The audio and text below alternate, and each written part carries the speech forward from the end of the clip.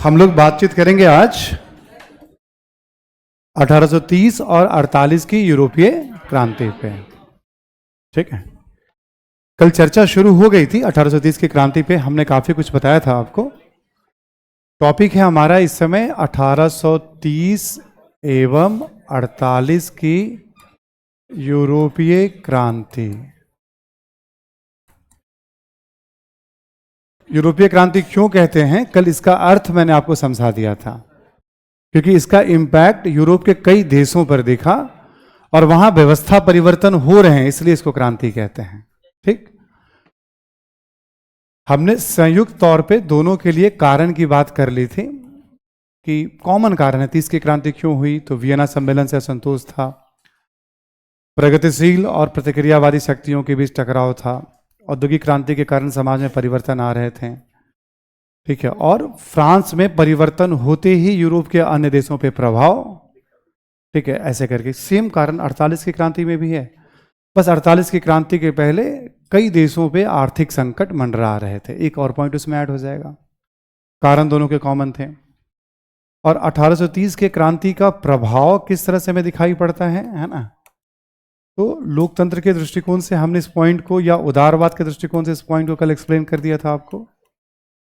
लोकतांत्रिक व्यवस्था में किस तरह के बदलाव दिखाई पड़ रहे हैं, तो स्पेन और स्विट्जरलैंड को लेकर के हमने बात कर ली थी। फ्रांस में किस तरह का बदलाव आया वो भी आपको एक्सप्लेन कर दिया था कि वियना सम्मेलन में वैधता के तहत बुर्बो राजवंश को सत्ता सौंपी गई। अब जनता और संसद ने तय किया कि शासक कौन बनेगा, वैधता नहीं चलेगी, दैवीय अधिकार नहीं चलेगा। यानी फिर एक बार फ्रांस जो है परिवर्तन कर रहा है व्यवस्था में। और फिर ब्रिटेन का एग्जाम्पल मैंने आपको यहां पे दिया था कि 1830 में ब्रिटेन में भी एक अच्छा खासा पॉलिटिकल रिफॉर्म के लिए मूवमेंट चला। उस मूवमेंट में मध्य वर्ग और मजदूरों की बड़ी भूमिका थी। फाइनली जाकर 1832 में अधिनियम पारित हुआ ब्रिटेन में, और ब्रिटेन में फिर चीजें बदलनी शुरू हुई। हम ब्रिटेन के बारे में हमने कहा था, एक जस्ट ऐसे ब्रीफ करूंगा मैं आपको, और लिखने की जरूरत नहीं पड़ेगी आपको, बहुत न एग्जाम में इसकी जरूरत पड़ने वाली है। मॉडर्न डेमोक्रेसी की बात की जाती है तो ब्रिटेन को जननी माना जाता है उसका। ठीक है, आधुनिक हम लोग लोकतांत्रिक परंपरा की बात करें तो इसकी शुरुआत मानी जाती है 1215 के एक मैग्ना कार्टा का नाम आप सभी ने सुना होगा। बेसिकली एक तरह का ये अधिकार पत्र था मैग्ना कार्टा, और ब्रिटेन में सामंतों और पादरियों ने राजा से बहुत सारे अधिकार छीन लिए थे मूवमेंट आंदोलन करके। तो सारी शक्ति राजा में केंद्रित होती थी, राजा से कुछ अधिकार छीन करके सामंत और पादरियों के पास। हालांकि ऐसा नहीं था राजा मजबूत हुआ तो अधिकार वापस हो जाते थे, कमजोर हुआ तो ये चलता रहा संघर्ष। ठीक, समय के साथ साथ ब्रिटेन में 2 सदन, ये सब 18वीं सदी से पहले की घटना है। एक सदन है हाउस ऑफ लॉर्ड्स, ठीक है, और एक है हाउस ऑफ कॉमन्स। जैसे अपने यहाँ राज्यसभा है लगभग वैसा वहां पे लॉर्ड्स है, अपने यहाँ लोकसभा है वैसा वहां कॉमन्स है। तो बड़ी घटना क्या थी इसमें, फाइनली यहां जो लिए गए फिर अधिकार राजा ने वापस ले लिया, ये लड़ाई चलती रही। 1688 ईस्वी में ब्रिटेन में एक रक्तहीन क्रांति हुई, इसको गौरवमयी क्रांति भी कहते हैं। इस क्रांति में क्या हुआ कि कोई खून खराबा नहीं हुआ, जो वहां का राजा था उसको भागना पड़ा, और संसद ने तय किया कि अगला राजा कौन होगा, संसद ने मुहर लगाई। ठीक, इसमें लॉर्ड्स को बहुत सारे पावर दे दिए गए इस क्रांति में। कहा तो गया संसद की अनुमति के बिना राजा जो है कोई कर नहीं लगाएगा, संसद की अनुमति के बिना कोई कानून नहीं बनाएगा, इस तरह की बातें सब होनी शुरू हो गई। ठीक, यानी राजा कोई भी काम करेगा तो वो संसद की मर्जी से करेगा, संसद की इच्छा से राजा कोई कार्य करेगा, एक तरह इस तरह की बात मोटे तौर पे हो गई। बट संसद में पावर किसके पास था, हाउस ऑफ लॉर्ड्स, और लॉर्ड्स में बैठते कौन थे, तो सामंत और पादरी, उच्च वर्ग के लोग। अच्छा, ब्रिटिश समाज में भी बदलाव जैसे यूरोपीय समाज में आया, ब्रिटेन में सबसे पहले औद्योगिकरण हुआ, वहाँ भी मध्य वर्ग पुनर्जागरण के बाद उभर रहा था। धर्म सुधार आंदोलन का बहुत व्यापक प्रभाव था ब्रिटेन में, हमने पीछे डिस्कस किया था आपसे, ठीक है, आज फिर डिस्कस करूंगा मैं आपसे, है ना। ब्रिटेन भी उन सारे बदलावों के दौर से गुजर रहा था। और जब अमेरिकी क्रांति हुई थी तो ब्रिटेन में मध्य वर्ग ने काफ़ी हंगामा किया था कि भाई तुम इस तरह से हस्तक्षेप करोगे आर्थिक गतिविधियों में तो हस्तक्षेप की नीति पे चलो। ब्रिटेन के अंदर भी और बाहर भी उपनिवेशों को लेकर के भी इस तरह की नीति की बात, ये सब चीज़ें चल रही थी। फ्रांसीसी क्रांति का पूरे यूरोप में इम्पैक्ट था। ब्रिटेन में भी राजनीतिक सुधारों की मांग की गई, लेकिन लॉर्ड्स के पास पूरा पावर बना रहा। फ्रांस में तो मध्य वर्ग के पास सत्ता आ गई, अमेरिका में मध्य वर्ग के पास सत्ता आ गई। नेपोलियन ने भी जो परिवर्तन किया उसमें मध्य वर्ग को बहुत फायदा मिल रहा था। बट ब्रिटेन में अभी भी सत्ता, ब्रिटेन परिवर्तन के मामले में अग्रणी था, बट मध्य वर्ग के मामले में ब्रिटेन अग्रणी नहीं था।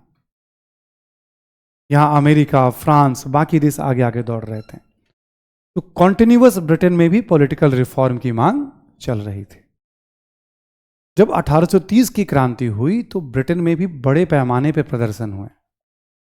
हिंसक कम होते थे ब्रिटेन में, ये खास बात थी। ब्रिटेन में भी प्रदर्शन ठीक ठाक हुआ और उसी बैकग्राउंड में 1832 का संसदीय अधिनियम पारित किया गया ब्रिटेन में, ठीक। और संसदीय अधिनियम को पारित कराने में मध्य वर्ग और श्रमिकों की बड़ी भूमिका थी, निम्न वर्ग की। पर जब यह अधिनियम पारित हुआ तो इसमें क्या हुआ, लॉर्ड्स की तुलना में कॉमन्स को अधिकार अधिक दे दिए गए, ठीक। निचले सदन को पावर दिया गया। और हमने लिखवाया था, कभी आपको ध्यान होगा तो, मध्य वर्ग मतलब संसदीय सीट बढ़ा दिए गए, शहरों का महत्व बढ़ा दिया गया, ऐसे बहुत सारे बदलाव हुए। ऑप्शनल जिन बच्चों का होगा आप देखोगे, आपको 1832 का अधिनियम अलग से पढ़ने के लिए उसमें दिया गया है। जिन बच्चों का होगा आप देखिएगा, आप वहाँ चार्टिस्ट मूवमेंट है, 32 का अधिनियम है, and democratic transition in Britain, ऐसे करके पूरा एक टॉपिक यूनिट दिया हुआ है, तीसरा चौथा यूनिट होगा वर्ल्ड हिस्ट्री का, वो उसमें ऐसे करके पूरी बात, वहाँ पीछे से बात उठानी पड़ती है और फिर ट्रांजिशन को वहाँ दिखाना पड़ता है। बट यहाँ पे तो हमें इस जाना नहीं है, हमें तो बस क्रांति उस तरह की नहीं हुई ना, यहाँ पे ये ग्रेजुअल चेंजेस आया यहाँ पे, तो इसका इम्पैक्ट ग्रेजुअल है। फ्रांस का ड्रामेटिक इम्पैक्ट है, अमेरिका का ड्रामेटिक इम्पैक्ट है, 18वीं सदी की घटना की बात करें तो हम, ठीक है। तो कॉमन्स को पावर दे दिए गए, शहरों का महत्व बढ़ा, मध्य वर्ग का महत्व बढ़ा। अच्छा, मूवमेंट में श्रमिकों की बड़ी भूमिका थी, बट श्रमिकों को सम्मान नहीं दिया गया 32 के अधिनियम में, ठीक। तो श्रमिकों ने क्या किया, इसके बाद चार्टिस्ट आंदोलन चलाया राजनीतिक अधिकारों के लिए। मांगों की एक चार्टर बना करके और मूवमेंट कर रहे हैं, लोकतांत्रिक मूवमेंट होता था उनका, कभी कभी थोड़ा बहुत हिंसक हुआ है। चार्टिस्ट आंदोलन चलाया श्रमिकों ने, आगे चल करके शहरी श्रमिकों को, फिर ग्रामीण श्रमिकों को भी मत देने का अधिकार 19वीं शताब्दी में मिल जाएगा। वहाँ ब्रिटेन फिर कुछ मामलों में अग्रणी हो जाएगा। श्रमिकों को, किसानों को मत देने के अधिकार के मामले में थोड़ा, हालांकि वोटिंग राइट के लिए कुछ न कुछ संपत्ति संबंधी शर्तें होती थी, वयस्क मताधिकार तो बाद में जाएगा। फाइनली क्या होगा, 1911 में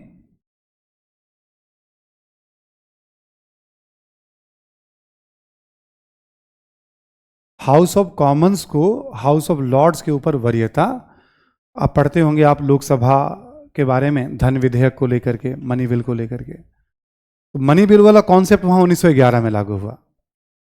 यानी फाइनली लोकसभा को सर्वोच्च मान लिया गया, वहां पे कॉमन्स को मान लिया गया। तो वहां ग्रेजुअल, बीच में पॉलिटिकल पार्टी, चुनाव, ग्रेजुअल सत्ता के लिए संघर्ष, सिविल वॉर, बहुत सारी घटनाक्रम है इसमें।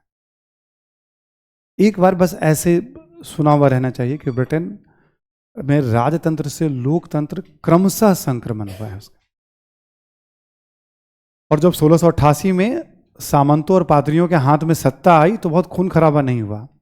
1832 में जब मध्य वर्ग को पावर मिला तो खून खराबा नहीं हुआ। यानी ब्रिटिश शासक वर्ग इतना समझदार था कि थोड़ा डिले तो करता था वो, लेकिन जब वो भांफ लेता था कि बहुत ज्यादा उठापटक हो सकती है तो बदलाव के लिए वो तैयार, नए वर्ग को अपने साथ एडजस्ट। बाकी देश में बिना खून खराबा के परिवर्तन होता ही नहीं था। बाकी देशों में बिना खून खराबे के परिवर्तन। तो ब्रिटेन की कई ऐसी छोटी बड़ी बातें हैं जो ब्रिटेन को एक यूनिक देश बनाता है। समय के साथ उसका इवॉल्व हुआ, ये सारी विशेषताएं हम आज समअप करके भी आपसे बात करेंगे। कल जब हमने 32 का अधिनियम आपको बताया था तो बेसिकली 2 बातें लिखा कर छोड़ दी, क्योंकि आपसे पूछा नहीं जाएगा ये, और ऐसा पूछा जाने का मतलब होता है कि भाई ऑप्शनल के बच्चों को हम एडवांटेज देना चाहते हैं, आप अभी नहीं समझ पाएंगे। प्रश्नों को मैं खूब आराम से एनालाइज करता हूं तो कोई क्वेश्चन ऐसा नहीं होता कि ऑप्शनल है इसलिए आप जीएस में बहुत अच्छा कर लेंगे। हाँ, आपको एक कॉन्फिडेंस होगा, आप नो में जानते रहेंगे। आप यूपीएससी इन सब चीज़ों का सेंस रखती है प्रश्नों को पूछने में, ठीक है। तो ये सोचने से जैसे हम ले लेंगे एडवांटेज जरूर थोड़ा मिलता है, बट ऐसा मत सोचिएगा कि तब बिना ऑप्शनल वाले बच्चे, कोई मैथ है, किसी का फिजिक्स है, किसी का सिविल इंजीनियरिंग है, उन बच्चे भी क्वालिफाई करते हैं, जिसका जीएस में कोई रोल नहीं होता है। कोई लिटरेचर मान लो फारसी है, उर्दू है, हिंदी है, मैथिली है, संस्कृत है, वो बच्चे भी क्वालिफाई करते हैं।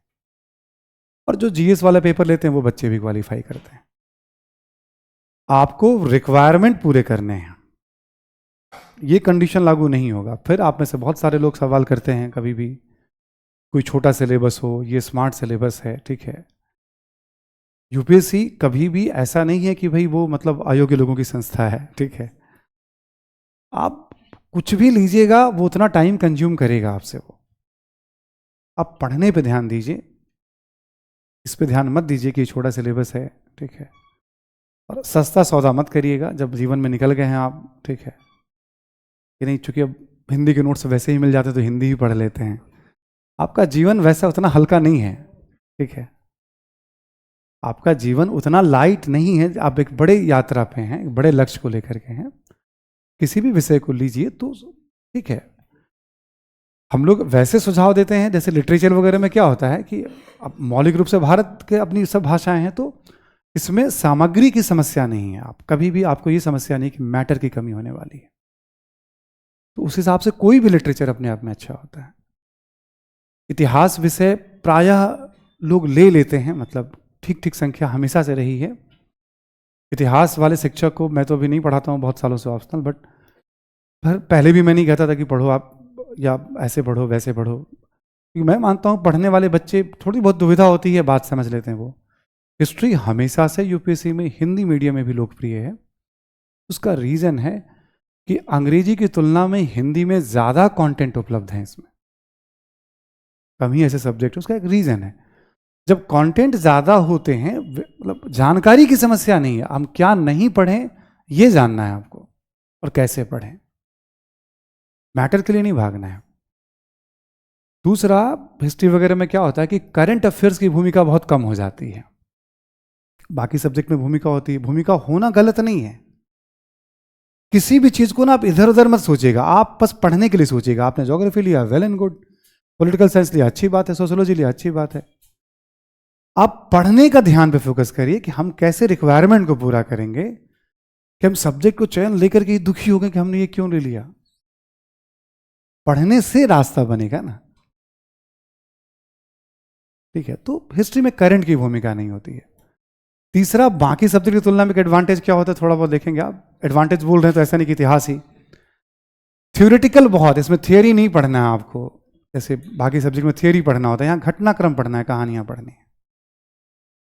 अब तुलनात्मक रूप से देखोगे बाकी तो आसान है, तो अब इसको कैसे बैलेंस किया गया, लेंदी बना दिया गया, नंबर ऑफ टॉपिक्स बढ़ा दिए गए। ये जो सोचोगे कि नहीं इधर आसान है तो आसान नहीं, फिर थोड़ा लेंदी बना दिया गया, ठीक है। तो ये यूपीएससी के अपने चाल चलन है, किसी को भी वो एडवांटेज नहीं देती है किसी सब्जेक्ट में।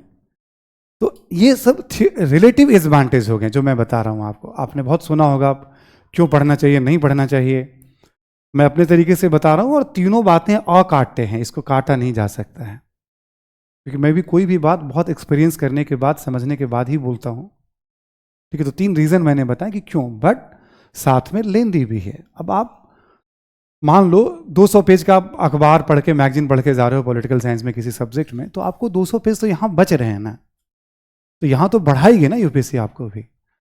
कुल मिला के बैलेंस्ड सिस्टम है यूपीएससी का, तो ये मन में मत रखिएगा। तो आपको उस हिसाब से मेंटली प्रिपेयर होना है। बस एडवांटेज हमने जो सबसे बड़ा बताया आपको, मटेरियल की कमी नहीं होती है।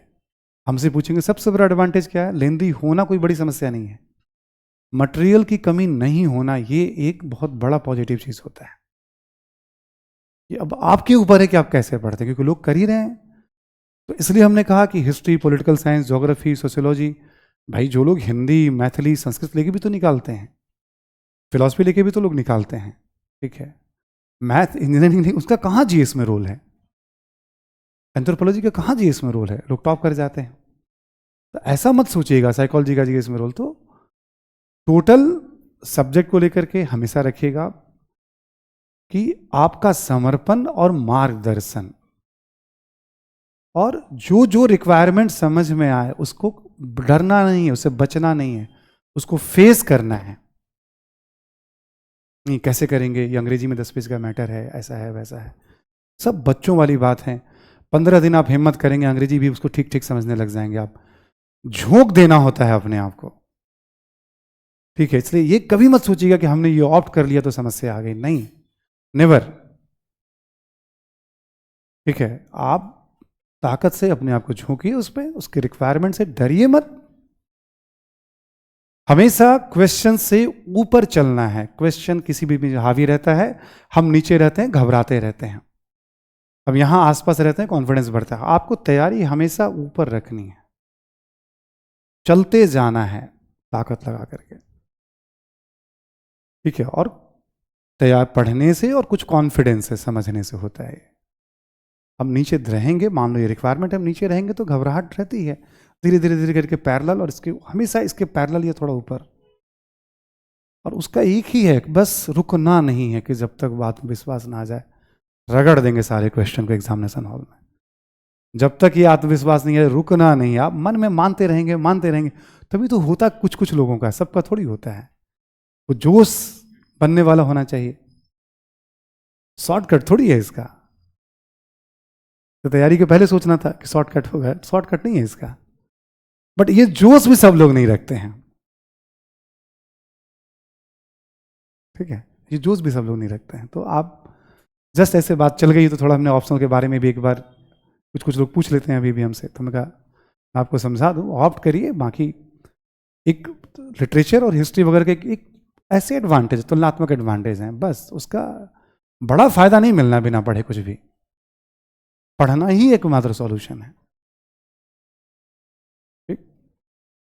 और मार्गदर्शन और आपकी मेहनत, मार्गदर्शन समय बचाता है, हम लोग क्या करते हैं, समय बचाते हैं, आपका तरीका बताते हैं, पढ़ना तो आपको है।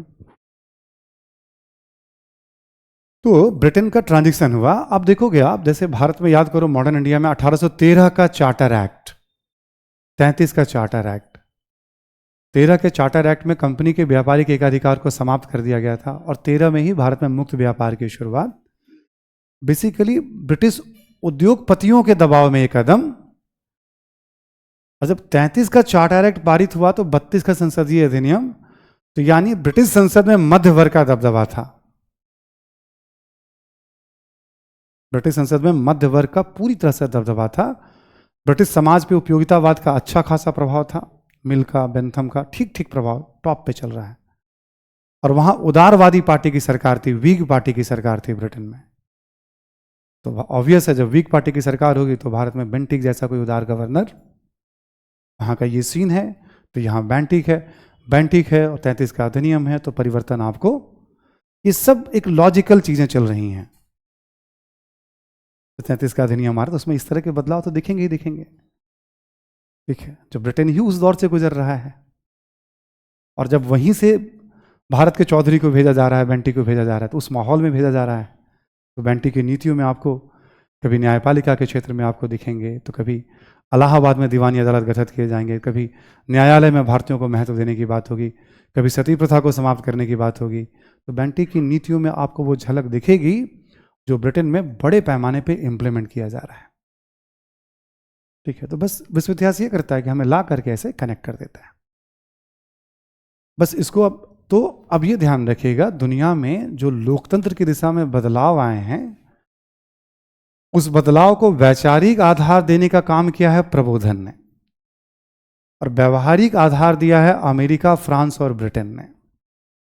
अब तीसरा भी ऐड कर रहे हैं इसमें, ब्रिटेन ने, ठीक। बट चूंकि ड्रामेटिक हमने क्या बताया, ग्रेजुअल चेंजेस है, तो उसका उतना इम्पैक्ट आपको नहीं दिख रहा है जितना फ्रांस और अमेरिका का इम्पैक्ट। अमेरिका का इम्पैक्ट भी साउथ की तरफ उधर, मतलब अमेरिका में ज़्यादा होगा, यूरोप में शुरुआती इम्पैक्ट था। फ्रेंच रेवोल्यूशन के बाद फ्रांसीसी इम्पैक्ट ही ज़्यादा है। ठीक है, तो इसलिए दुनिया में कहीं भी लोकतंत्र है ना, किसी भी देश में आज लोकतंत्र है, तो वहां क्यों है?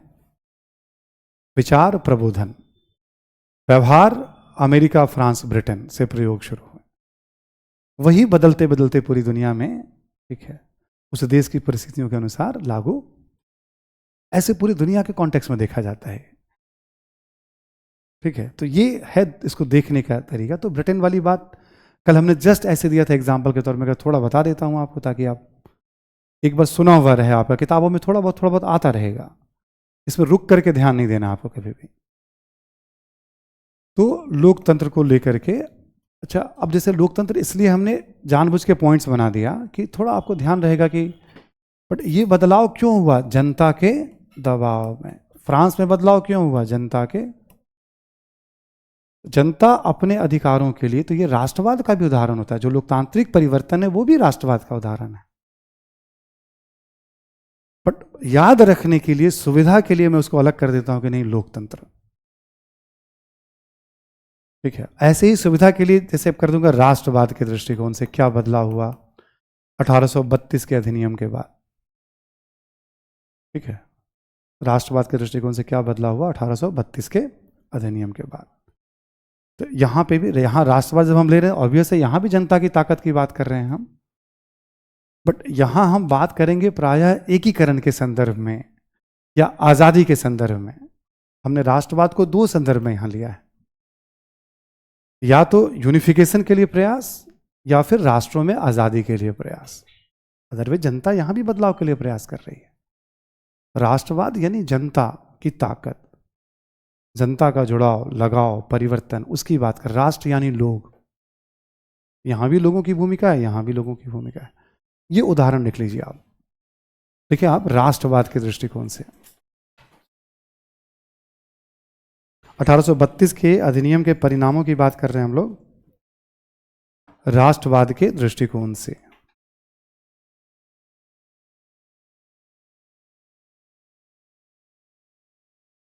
ठीक है,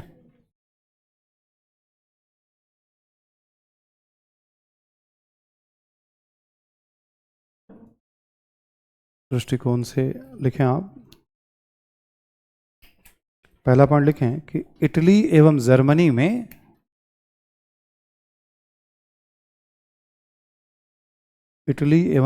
में एकीकरण की कोशिश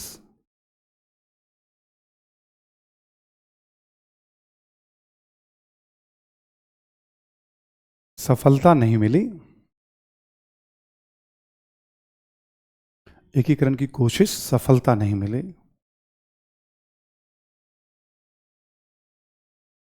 ठीक है,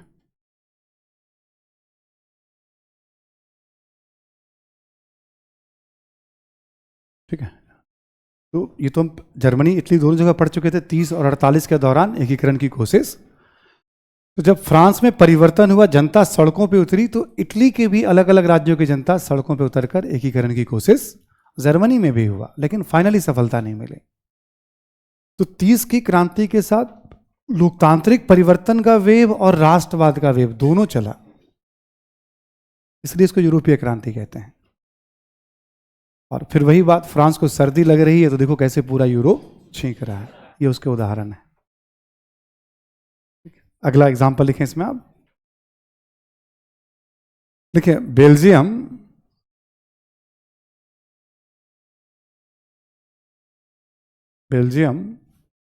हॉलैंड की नियंत्रण से मुक्त हुआ या स्वतंत्र हुआ?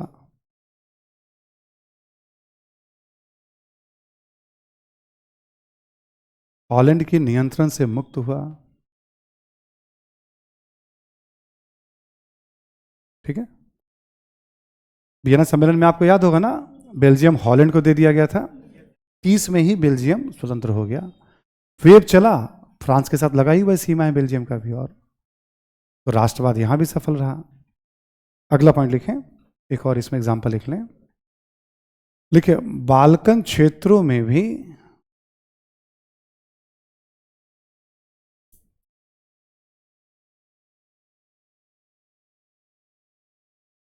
स्वतंत्रता संघर्ष तीव्र हुआ। बाल्कन क्षेत्रों में भी स्वतंत्रता संघर्ष उग्र हुआ या तीव्र हुआ। और 1832 में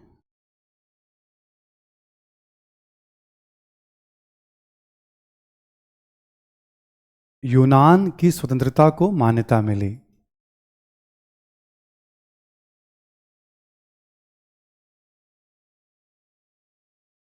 यूनान की स्वतंत्रता को मान्यता मिली, फ्रीडम को मान्यता मिली। अब आप देखोगे इसमें हम यूनान वाली बात बाल्कन क्षेत्र में पहले ही पढ़ चुके हैं, इटली जर्मनी वाली बात। तो एक्चुअल में ये टॉपिक इटली जर्मनी बाल्कन से पहले पढ़ना होता है, लेकिन अब होता क्या है, इसमें उदाहरण तो इटली जर्मनी बाल्कन के हम लेते हैं बहुत सारे, इसको जानबूझ के हम बाद में कर देते हैं ताकि उदाहरण समझने में आपको कठिनाई ना हो।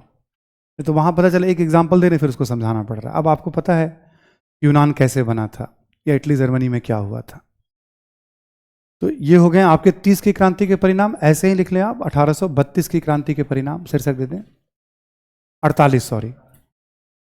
1848 की क्रांति के परिणाम, एक और शीर्षक दे दें। ये तो 30 के परिणाम हो गए।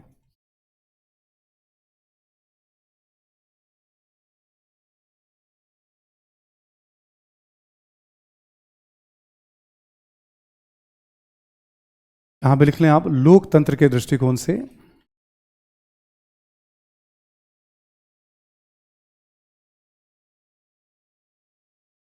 लोकतंत्र के दृष्टिकोण से, ठीक है। पॉइंट्स लिखेंगे आप इसमें कि हॉलैंड एवं डेनमार्क में, हॉलैंड एवं डेनमार्क में संवैधानिक सरकार का गठन,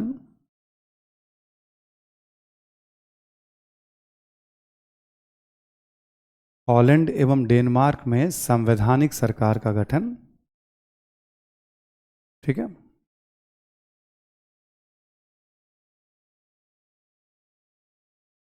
नेक्स्ट लिखेंगे आप, लिखें फ्रांस में गणतंत्र की स्थापना,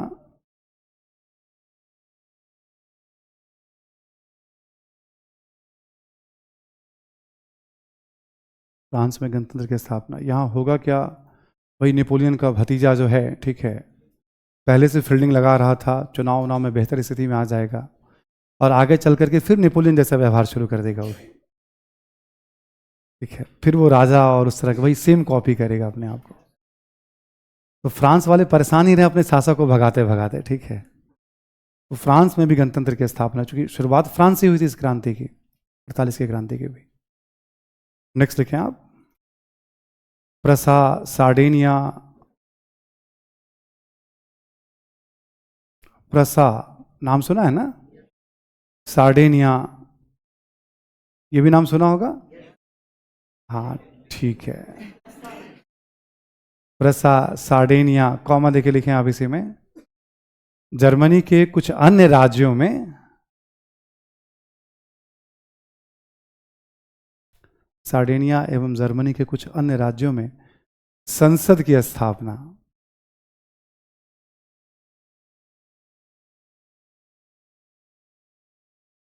संसद की स्थापना सफल नहीं हुआ था।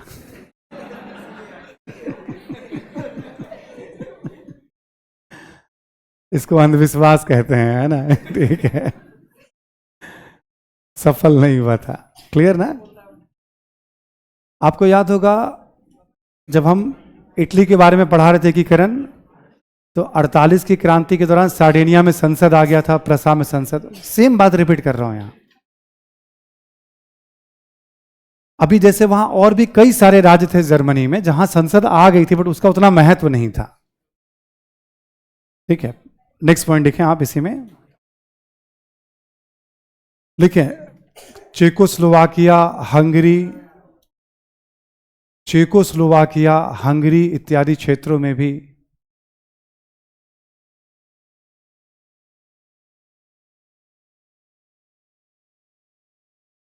हंगरी इत्यादि क्षेत्रों में भी लोकतांत्रिक सरकार के गठन की मांग की गई।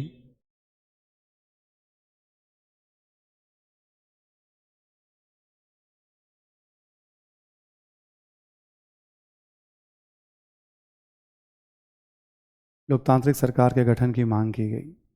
ठीक है, तो अब आप देखोगे ऐसे कि फ्रांस में तो गणतंत्र आया ही आया। ठीक, और यहाँ हम लोग बात कर रहे हैं जैसे डेनमार्क की बात हमने की अभी। ठीक है, यहाँ हमने हॉलैंड की बात की भी, इन देशों में आ गया। प्रसा में संसद आ गया, सार्डिनिया में संसद आ गया, और कई राज्यों में आया। और ऐसे ही चेकोस्लोवाकिया, हंगरी, इन सब क्षेत्रों में भी डिमांड। तो आप देखोगे लोकतंत्र की मांग यूरोप के कई देशों में। स्विट्जरलैंड और स्पेन तो पहले ही हो चुका, 30 में ब्रिटेन बदलाव की तरफ जा ही रहा है। अब 30 और 48 को मिला को तो देखोगे इन सब देशों में लोकतांत्रिक व्यवस्था 1850 तक आते आते किसी न किसी रूप में या तो स्थापित हो रही है, स्थापित होने की मांग। तो यूरोप बदल गया 50-60 वर्षों में, या बदलाव की तरफ अग्रसर है। फिर ऐसे व्यू किया जाता है, देखा जाता है। 30 और 48 की क्रांति को क्लब कर देंगे आप, तो देखेंगे कितने सारे देशों में बदलाव या बदलाव की लहर चल रही है। राजतंत्र से लोकतंत्र की तरफ ऑलमोस्ट 1850 तक संक्रमण की बात मान ली जाती है। 19वीं सदी के पूर्वार्ध तक आते आते पश्चिम यूरोप लोकतंत्र की दिशा में अग्रसर हो चुका था। दोनों को मिला दोगे तो आपको ऐसी तस्वीर बन जाएगी। अब इसी में लिख लें आप राष्ट्रवाद के दृष्टिकोण से। 48 की क्रांति के परिणाम की बात कर रहे हैं हम। राष्ट्रवाद के दृष्टिकोण से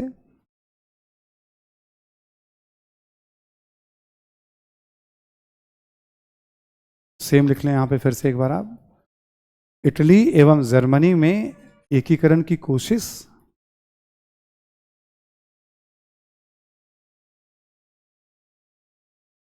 एकीकरण की कोशिश, कॉमा देके लिखेंगे आप, सफलता नहीं मिली, सफलता नहीं मिली।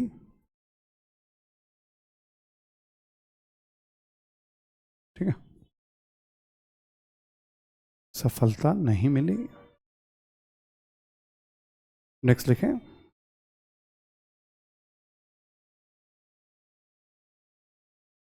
लिखें ऑस्ट्रियाई साम्राज्य में भी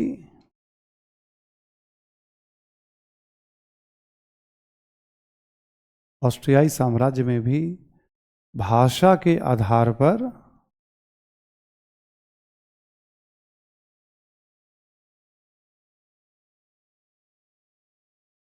नए नए राष्ट्रों के गठन की मांग,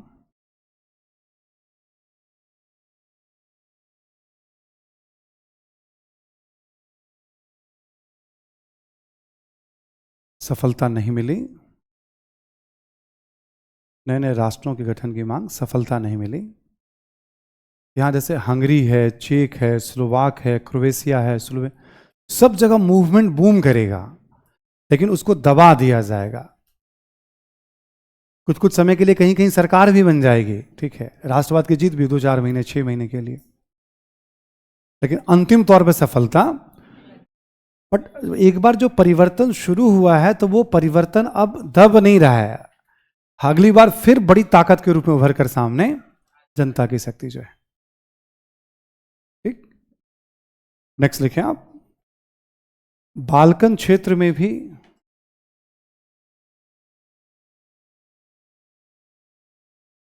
इस क्रांति का प्रभाव दिखा।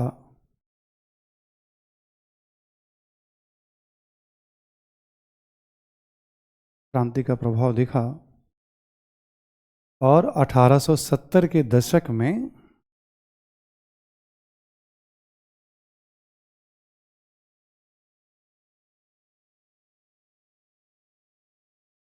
1870 के दशक में, ठीक है, 1870 के दशक में बाल्कन में कुछ नए राष्ट्रों का गठन हुआ।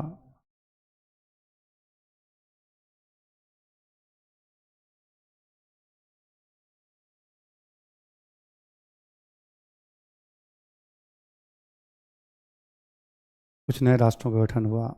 नाम देना हो तो आप दे दीजिएगा इसमें, वही मतलब याद होगा सर्बिया, रोमानिया, मोंटेनिग्रो, ये सब बन करे तो दे दीजिएगा, नहीं तो छोड़ भी सकते हैं आप। तो ये है 48 की क्रांति और बदलाव। मजेदार बात क्या है, 30 की क्रांति 48 की क्रांति में कहीं भी लोकतंत्र आया तो परिवर्तन में श्रमिकों की भी भूमिका थी। बट जब वहां सरकार बनी तो श्रमिकों को वोट देने का अधिकार किसी भी देश में नहीं दिया गया। 48 की क्रांति में जब बदलाव हो रहे हैं और अधिकार नहीं मिल रहा है, 48 का ही वर्ष है और जर्मनी का एक व्यक्ति है कार्ल मार्क्स, सारी घटनाओं को ऑब्जर्व कर रहा, देख रहा है और कह रहा है कि भाई मजदूरों को कभी भी ऐसे अधिकार, मजदूरों को तो क्रांति ही करनी पड़ेगी। और यहां के बाद समाजवाद का रास्ता वो अलग दिशा में मोड़ देगा। वो समाजवाद की यात्रा में मैं आपको समझाऊंगा, ठीक है, कैसे वो अलग दिशा में मोड़ेगा। 48 की ही घटना है। तो हम जो भी बदलाव अभी पढ़ रहे हैं, अब टॉपिक यदि हम छोड़ दें तो हम ये देख रहे हैं जनता की सहभागिता।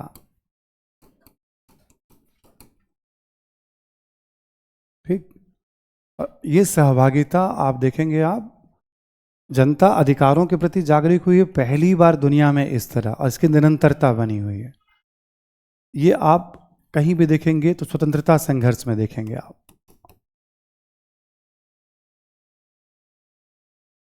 ऐसे ही देखेंगे आप एकीकरण में और लोकतांत्रिक सुधारों की मांग में।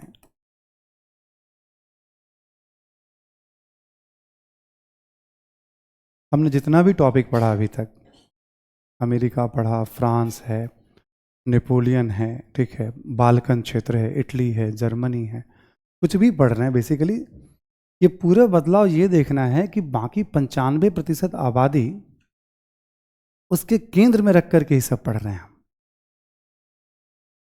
ठीक, टोटल टॉपिक के नज़रिए से आपसे हम बात करें, अभी तक जो हम लोग पढ़े, जैसे हमने शुरू किया, मान लो कहा कि देखो ये लोकतंत्र, राष्ट्रवाद और पूंजीवाद की यात्रा पर हैं हम लोग। आपको याद होगा हमने पृष्ठभूमि के रूप में सबसे पहले आपको जो भी पढ़ाया था, पुनर्जागरण से लेकर प्रबोधन तक बताया था आपको। उसके बाद हमने अमेरिकी क्रांति की बात की, फिर फ्रेंच रेवोल्यूशन की बात की, नेपोलियन पे चर्चा हुई, वियना सम्मेलन पे बात हुई। ठीक, वियना के बाद अब जब पढ़ना हो तो आप 30 और 48 को तुरंत उसके बाद पढ़िए तो ज़्यादा अच्छा लगेगा। ठीक, इसके बाद इटली की चर्चा हमने की, जर्मनी की चर्चा हमने की, और बाल्कन क्षेत्र के है इसी पे चला, पूरी की पूरी बात इसी पे केंद्रित है, कहीं भी रुक के देखिएगा। पहली क्लास में कि भाई मध्ययुगीन यूरोप कैसा था, तो राजतंत्र था, सामंत था, पादरी था, विशेषाधिकार था, ऐसे बताया था। ठीक है, और फ्रांसीसी क्रांति के बाद अगले 50 वर्षों में यूरोप काफी कुछ परिवर्तित हो चुका है, बदल चुका है। फ्रांसीसी क्रांति ने हलचल पैदा की, नंबर 1। नेपोलियन ने यूरोप में चर्चा का विषय बना दिया, 2। वियना सम्मेलन ने उसको रोकने की कोशिश की, 3। 1830 की क्रांति में अच्छा खासा फिर प्रभाव दिखा जो मैंने लिखवाया, 48 की क्रांति में अच्छा खासा प्रभाव दिखा। 70 के दशक तक आते आते देखेंगे आप, 70 के दशक में इटली के एकीकरण पूर्ण, जर्मनी के एकीकरण पूर्ण, बाल्कन क्षेत्र में ठीक ठाक राष्ट्रों को आजादी। सारी घटना कैसे जोड़ के हम देखना शुरू करें हम तो क्या हुआ, ऐसे इस तरह से घड़ियां चलती हैं।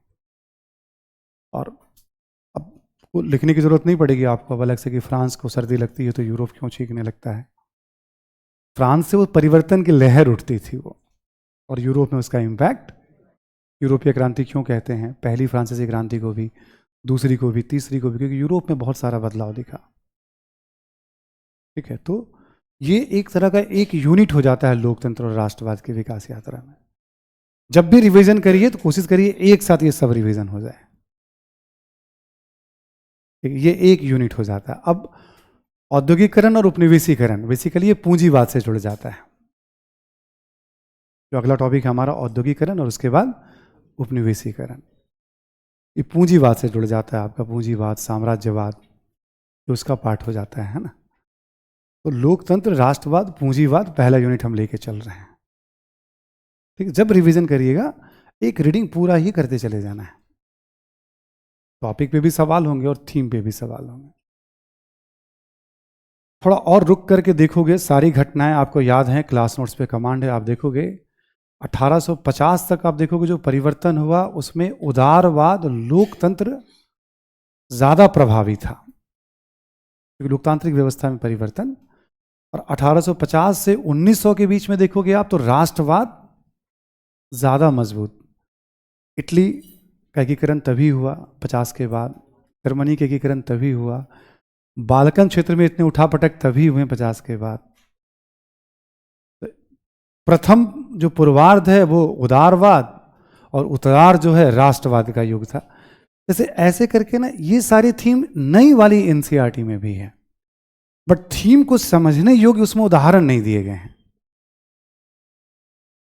है तो नई वाली एनसीईआरटी में भी, तो जीएस में ना जनरल सवाल की संभावनाएं ज्यादा रहती हैं। ठीक है, और थीम एनसीईआरटी नई में, पुरानी में तो है ही, नई में भी ये थीम है, बट उतने उदाहरण से युक्त नहीं है जो आप पूरी बातों को समझ पाएंगे, क्योंकि बच्चों के लिए लिखा गया। बट हाँ, रेफरेंस बहुत सारा है। अब आपके पास चूंकि पूरे घटनाक्रम पे पकड़ है, आपको समझ है, तो कभी कोई किताब भी पढ़ेंगे तो आपको बात आसानी से समझ में आएगी। घटनाओं, हमारे यहाँ जो इतिहास लिखा जाता है, विश्व इतिहास, घटनाओं के माध्यम से हमें परिवर्तनों को देखना होता है। तरीका भी पता है कि हमें कैसे लेके चलना है। इसको एक छोटा सा यूनिट बना के हमेशा पढ़िएगा तो ठीक रहेगा आपके लिए। कोई किसी से तार जुड़ते घटते रहते हैं इसके, है ना। अगला टॉपिक हम चल रहे हैं, लेकर चल रहे हैं, पूरा रिवीजन करिएगा आप। बीच में कभी मैं राइटिंग करवा लूंगा आपसे, अभी रिवीजन मजबूती से करके रखिएगा। जैसा भी होगा क्लास के साथ या अलग से एक 3-4-5 क्वेश्चंस का टेस्ट राइटिंग आपसे 1 घंटे की, केवल क्लास नोट्स के बेसिस पे। ठीक है, उसके लिए अलग से सूचना नहीं देनी पड़ेगी, 1 दिन पहले आपको बता देंगे या 2 दिन पहले आपको बता देंगे। सुन पा रहे हैं ना सभी लोग? हाँ, और टेस्ट में ऐसा कुछ होगा कि आप आइए जरूर, नहीं लिखते हैं तो कोई बात नहीं, बैठे रहिए, नहीं जमा कराना तो कॉपी लेके चले जाइए आप। मैं इसलिए कहता हूं, मोटिवेट करता हूं, आप जो प्रोसेस में ना देखो, आप जेन्युइनली एफर्ट लगाओगे ना तो टेस्ट में आने के पहले जो सीखोगे ना वो ज्यादा महत्वपूर्ण, कम महत्वपूर्ण नहीं होता है। वो अपने आप को समझना, मतलब मैं हर बैच में ऐसे ही करता हूं, जिनको देना आप आइए जरूर, सब बैठिए, जो देखिए मन में क्या चल रहा है वो सब नोट करिए। आप क्यों नहीं रिवीजन कर पाए, अपने करीब पहुंचिए, अपने आप को समझिए, तो एग्जाम आसानी से होगा। ठीक है, कोई कुछ नहीं करने वाला सिवाय आपके। तो टेस्ट थोड़ा सा आपको एक जगह फिर लाके शीशे के सामने खड़ा कर देगा, हम कर क्या रहे हैं, ये सवाल आपके मन में फिर उठेगा। तो तैयार रहिएगा। ये 1 यूनिट है और आगे हम कोशिश कर रहे हैं भी, औद्योगिकरण हो जाएगा हमारा कल तक में कंप्लीट। ये भी तो उपनिवेशीकरण भी शायद हो जाए, शनिवार तक हो ही जाएगा। तो पूरा तैयार रहिए आप, इसको तो लेके पूरा तैयार रहिए ही रहिए आप। देखते हैं आगे कहाँ तक हम लोग, तो हम बता देंगे आपको, हम संडे या कभी कोई ऐसा डेट हुआ आप टेस्ट रिसेंट लेकिन ले लेंगे, शायद संडे को ही हम लोग। ठीक है, 4-5 प्रश्नों का टेस्ट है ना, ले लें हम लोग, है ना। क्या पहली बार टेस्ट होगा? क्यों? इससे पहले नहीं, मैं तो सारे बैचेज में मेंस का टेस्ट ले, जितने बैचेज पढ़ा रहा हूं। अच्छा, इसमें पहली बार है, ओके। कॉपी ही नहीं मिली, डोंट वरी, मैं क्वेश्चन पूछ के उत्तर यही बता दूंगा आपको मैं, आप उसकी चिंता, फॉर्मेट यही करा दूंगा मैं, ठीक है ना। वो उतना इंतजार किसी के भरोसे नहीं चलना है, ठीक है। तो आमने सामने यही फैसला कर लेंगे हम लोग, क्या जरूरत है बाकी मिले ना मिले, एक बार हम आंसर पूरा फ्रेम करवा देंगे आपको यहीं पे, जो सवाल पूछेंगे, ताकि एक सेल्फ असेसमेंट हो जाएगा। हमने ये बात, एग्जामिनर जो कॉपी चेक करता है वो आइडियली उत्तर चेक नहीं करता, एग्जामिनर को पॉइंट्स दिए जाते हैं, इस क्वेश्चन में इस तरह के बिंदुओं की चर्चा करेंगे स्टूडेंट। किसी भी एग्जामिनर, यूपीएससी के एग्जामिनर को उत्तर नहीं लिखा होता कि यहां शुरू होगा और यहां खत्म होगा। क्योंकि हर बच्चे की राइटिंग में अपनी सोच आती है, मौलिकता आती है, शब्द उनके अपने होते हैं। बस एग्जामिनर को गाइडलाइंस दिया जाता है कि इस प्रश्न के उत्तर में ये सारे बिंदु आने चाहिए। ठीक है, ये एकदम पक्की वाली बात है, इसमें कोई कंफ्यूजन। ठीक, मैं ये नहीं कह सकता हूं कि नहीं हमारे पास एकदम फर्स्ट हैंड सोर्स हैं। ठीक है ना, आजकल यूट्यूब का ज़माना है, भाई ये कैसे एक्सेस करता है, क्या होता है, कोई एक्सेस वाली बात नहीं है। देखो, हम लोगों की मित्र मंडली में भी बहुत सारे लोग पैनल में हैं। ठीक है, अब इतने सीनियर हो गए हैं, लेकिन एक अच्छी बात है कि हर कोई अपनी इंटीग्रिटी को बनाए रखता है। ऐसा नहीं होता है कि आप कोई इंटीग्रिटी को ब्रेक करता है इस लेवल पे। ये छोटी सी बात है, क्योंकि आखिर पॉलिसी कौन बनाता है? जो बड़े बड़े प्रोफेसर्स वगैरह होते हैं वो सब इन्वॉल्व होते हैं, बहुत सारे मित्र हैं, सीनियर हैं सब। अब तो वो हम लोगों का अप्रोच है या उनका अप्रोच है, इसी तरह का अप्रोच होता है कि नहीं, हमें बस गाइड बिंदु। यूनिवर्सिटीज एग्जाम वगैरह DU JNU में कैसे होता है भाई, कोई क्वेश्चंस है तो टीचर है तो एक गाइडलाइंस उसमें बन जाता है कि ये बातें होनी चाहिए। इसमें सब्जेक्टिव होता है ना, तो यहीं से स्टार्ट होगा और यहीं पे कॉमा होगा, यहीं पे पूर्ण विराम होगा, ऐसा नहीं होता है इसमें। ठीक है, तो आप इसलिए हमेशा बिंदु देखा जाता है। और हमने पीछे भी बहुत सारे बैचेस में गाइड किया है कि प्रतिदिन बच्चों को खुद लिखना चाहिए घर में 1-2 पेज रोज जो आप पढ़ते हैं। क्लास नोट्स को एज इट इज कितनी बातें आप समझ कर लिख पा रहे हैं, रोज 1-2 पेज लिखना चाहिए एवरी डे, ताकि आप अपना लिखा हुआ पढ़ पा रहे हैं कि आप समझ पा रहे हैं आपने क्या लिखा। जब आप खुद यदि समझ ले रहे हैं तब तो आगे कोई और समझेगा आपकी बात। जब आप खुद नहीं समझ पा रहे हैं तो आपको फिर से पढ़ने और लिखने की जरूरत। तो मैं हमेशा राइटिंग का पहला स्टेज मानता हूं कि पहले आप खुद लिखिए और समझिए उसको। आपको अपनी पूरी बात समझ में आई क्या आपने जो लिखा है? तुम कैसे उम्मीद करें कि सामने वाला समझ लेगा? हर बैच में जब शुरुआती राइटिंग प्रैक्टिस शुरू कराता हूं मैं तो यहीं से स्टार्ट करता हूं। पहले लिखो, तुम खुद पढ़ के टॉपिक को सीधे सीधे लिखो ना। आप इटली के किरण में काबूर की भूमिका तो लिख के देखो कि तुम जो समझा रहे हो, यदि तुम्हें पूरी बात समझ में आ रही कि तुमने क्या लिखा है, तो किसी दूसरे तीसरे को भी समझ में आ जाएगी। और तुम्हें इसलिए पहला काम होता है क्लास नोट्स को रीराइट करने का, बार बार। जितने हेडिंग होते हैं उसमें क्या क्यों वगैरह लगा देने से क्वेश्चन बन जाता है। ठीक है, तो हर सब्जेक्ट में ऐसे करके कम से कम 1 पेज 2 पेज रोज लिखना चाहिए एवरी। तब एक बेस तैयार होता है कि हाँ हम अब एक्सप्रेस कर सकते हैं अपनी बात को। फिर अगला स्टेज आता है कि हम क्वेश्चंस के अकॉर्डिंग उसको फिर हम मोल्ड करें। बेसिक जानकारी है, जैसे बहुत सारे बच्चे, मान लो 10-20 बच्चे मुझे दिखा रहे हैं अभी भी क्लास के अंदर, तो सब लगभग जितने लोगों को भी दिखाया उनको लिखने का सेंस है, वो उस दिशा में अप्रोच कर रहे हैं, लिख रहे हैं। ठीक है, सेंस है उनको लिखने का। ठीक, तो अभी भी यदि विलंब हुआ है किसी को भी, तो कभी विलंब नहीं होता है। विश्व इतिहास में शुरू कर दोगे 8 से भी ना, 5-7 राइटिंग करोगे, कॉन्फिडेंस बढ़ना शुरू हो जाएगा घर में। शुरुआत ऐसे हो जाती है। ठीक है, टॉपिक है हमारा अगला औद्योगिकरण। लिखिए,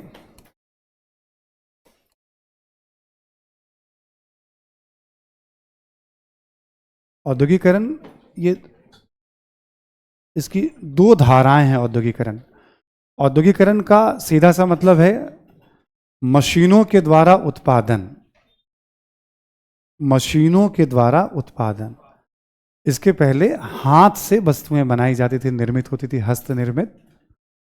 अब वस्तुएं मशीन निर्मित होंगी और मशीनों को शक्ति के द्वारा, ऊर्जा के द्वारा चलाया जाएगा। पहले हम कोई भी काम करते थे तो हमारी मानव शक्ति, मानव श्रम या पशुओं की शक्ति का हम उपयोग करते थे। ठीक, अब मशीन होंगे और मशीन को चलाने के लिए ऊर्जा या शक्ति का उपयोग। तो मानव की जीवन यात्रा में, मतलब हम लोगों की जीवन यात्रा में, पूरी दुनिया की बात करें हम, कुछ बड़े बदलाव हैं जिसने दुनिया को बदल दिया है। जैसे आग के ज्ञान या आग की समझ जब हुई कि कैसे आग हम बना सकते हैं या उसको क्रिएट कर सकते हैं हम, उसने जीवन को बदल दिया पहली बार, आदि मानव के जीवन को। ऐसे ही कृषि और पशुपालन का ज्ञान, जीवन को बदलने वाली अगली क्रांतिकारी घटना थी। इसको नवपाषाण क्रांति ही कहा जाता है। ऐसे ही लोहे का ज्ञान, ये भी जीवन को बदलने वाली बड़ी घटना थी। आग का ज्ञान, कृषि पशुपालन का ज्ञान, लोहे का ज्ञान, यहां तक मेजर बदलाव है। उसके बाद बड़े बदलाव नहीं हुए हैं, तकनीकी उन्नयन होता रहा है। और फिर अगला जो बड़ा बदलाव होगा मानव के विकास यात्रा में, वो 18वीं सदी है। 1760 का दशक है जब मशीनों के द्वारा उत्पादन प्रारंभ होगा ब्रिटेन में। और 1820 तक आते आते ब्रिटेन में औद्योगिकरण का पहला चरण, जिसमें कपड़ा, लोहा और कोयला, इन 3 चीजों पे ज्यादा बल था। सेकेंड फेज जो होगा एक तरह से परिवहन क्रांति का फेज होगा ब्रिटेन में 1850 तक आते आते। ठीक है, रेलवे और आगे चल के पक्की सड़कें, वो पूरा रफ्तार बदल देगा। तो जीवन को बदलने वाली घटना है। हम सब किसी भी चीज का इस्तेमाल करते हैं, इवन पानी का भी इस्तेमाल करते हैं। ये पानी भी कहीं ना कहीं, ये बॉटल का इस्तेमाल मशीनों से बनकर, ये पानी भी कहीं ना कहीं मशीनों से निकल कर आया है अब। ठीक है, हवा भी कमरे में लेते हैं हम लोग, एसी चल रहा है तो मशीन से छनकर ही हवा आ रहा है। या मशीन की इतनी गहरी पैठ है, हम कोई भी चीज इस्तेमाल करते हैं तो ऐसा है ही नहीं जिसमें मशीनों का इंपैक्ट ना हो, मशीनों का प्रभाव ना हो। कुछ भी हम प्रयोग करते हैं तो ठीक, ये मशीन का इंपैक्ट है। अब इतिहास में 2 तरह से इसको देखते हैं, लंबी यात्रा है इतिहास में। ठीक है, एक होता है पूंजीवादी मॉडल,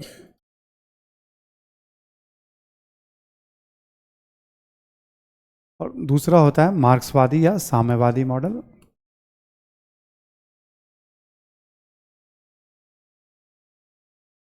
मार्क्सवाद को ही साम्यवाद कहते हैं, तो मार्क्सवादी या साम्यवादी मॉडल। जैसे हम कहते हैं पूंजीवादी मॉडल, तो इसका 2 चीज आपको ध्यान में रखना है, निजी स्वामित्व और अधिकाधिक मुनाफा, अधिक से अधिक मुनाफा।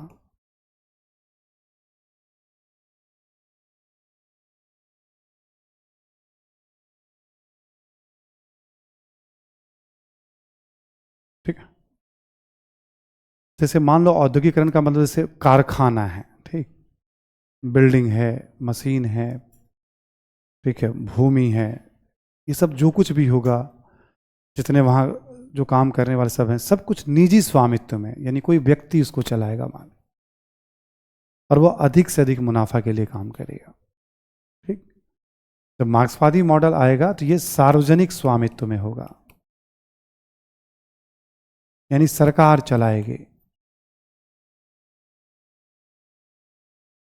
यहाँ जितनी भी आर्थिक गतिविधियां होंगी निजी स्वामित्व में, कृषि, व्यापार, उद्योग, परिवहन, खनन, सब निजी, और यहां सब क्या होगा, सार्वजनिक स्वामित्व में होगा। और यहां पे सामाजिक आर्थिक न्याय को ध्यान में रखकर उत्पादन, आवश्यकता को ध्यान में रखकर उत्पादन,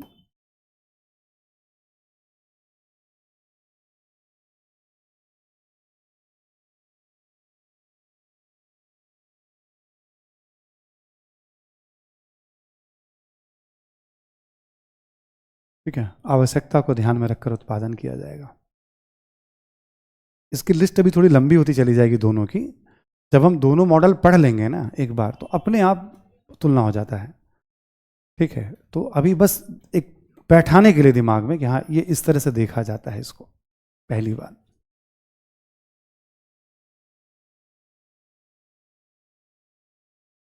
अब शुरुआत प्रारंभ पूंजीवादी मॉडल से ही होगा।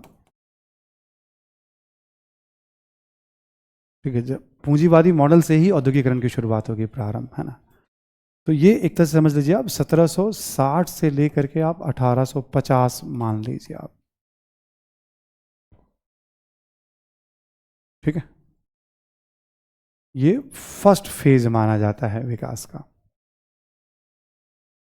पूंजीवादी मॉडल के विकास का ये पहला फेज माना जाता है। और इसमें सबसे आगे होगा आपका ब्रिटेन, 1760 से 1820। डेट का कोई मतलब नहीं होता इसमें बहुत ज़्यादा एग्जैक्ट, लेकिन एक इमेज बन जाता है, ये टाइम पीरियड है इसका। 1770 कहीं लिखा मिलेगा, 80 मिलेगा, 1765 डेट भी दिया हुआ रहता है कहीं कहीं, 60 का दशक हम मान के चलते हैं, 1830 तक। तो सबसे पहले औद्योगिक देश कौन होने वाला है? तो ब्रिटेन पहला औद्योगिक देश होगा आपका, यूके इस मॉडल पे जाएगा वो। ठीक, इसी अवधि में इसके बाद जो देश होंगे आपके वो होंगे बेल्जियम, फ्रांस, हॉलैंड। ठीक, बेल्जियम, फ्रांस, हॉलैंड। 1850 तक आते आते ये भी आपके औद्योगिक देश बन जाएंगे। ठीक, यानी हम लोग बात करें सपोज दैट फ्रांस हो गया आपका, बेल्जियम है आपका, ये हॉलैंड है आपका, ये सब देश भी। तो पहले हम क्या देखते हैं, पश्चिम यूरोप, स्पेन और पुर्तगाल पिछड़ जाएगा इसमें, स्पेन और पुर्तगाल इसमें पिछड़ जाएगा, बहुत सारे रीजन है, बट ये देश तो औद्योगिक हो जाएंगे आपके। ये पहला फेज माना जाता है ए, पूंजीवादी औद्योगिकरण का। ठीक, फर्स्ट फेज माना गया आपका औद्योगिकरण का ये। ठीक है, इसी में बात करें हम सेकंड फेज की बात करें हम, आप समझ लो मोटे तौर पर एक तरह से 1860 से 1900 के बीच।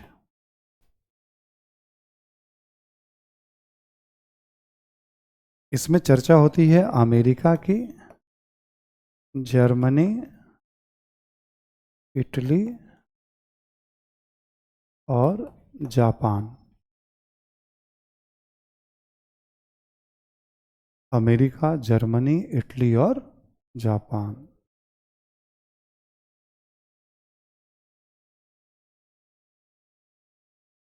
ठीक है, अब ऐसा नहीं है कि अमेरिका 1860 के पहले औद्योगिकरण शुरू हो गया था अमेरिका में, जर्मनी में भी शुरू हो गया था, आपको याद होगा जोलवरीन आ चुका है, प्रयास चल रहे हैं। इटली में भी सार्डेनिया शुरू हो गया था, सुविधा के लिए डेट बना दिया जाता है। ये औद्योगिकरण तो चल रहा है पहले से भी, लेकिन रफ्तार आपको दिखेगी 60-70 के बाद, रफ्तार दिखेगी आपको इन देशों में। जर्मनी इटली में एकीकरण के बाद ज़्यादा रफ्तार दिखेगी, अमेरिका में गृह युद्ध के बाद रफ्तार दिखेगी, जापान में 1870 के बाद 68 से जब मीजी रेस्टोरेशन होगा। ठीक है, तो ऐसे करके आपको रफ्तार दिखेगी, बट ये जितना भी है सब निजी स्वामित्व और अधिक मुनाफा।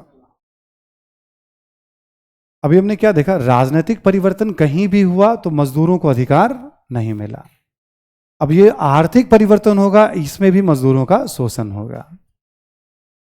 तो पश्चिम यूरोप में राजनीतिक आर्थिक परिवर्तन में मजदूरों की बड़ी भूमिका है, लेकिन मजदूरों को न्याय नहीं मिलेगा। उसी को केंद्र में रख करके समाजवाद और मार्क्सवाद जैसी विचारधारा पहले नहीं आएगा, पहले तो यही उदारवादी आया है पहले सिस्टम। जब ये न्याय नहीं दे पाया है तो इसके विकल्प के रूप में फिर वो विचारधारा आएगी।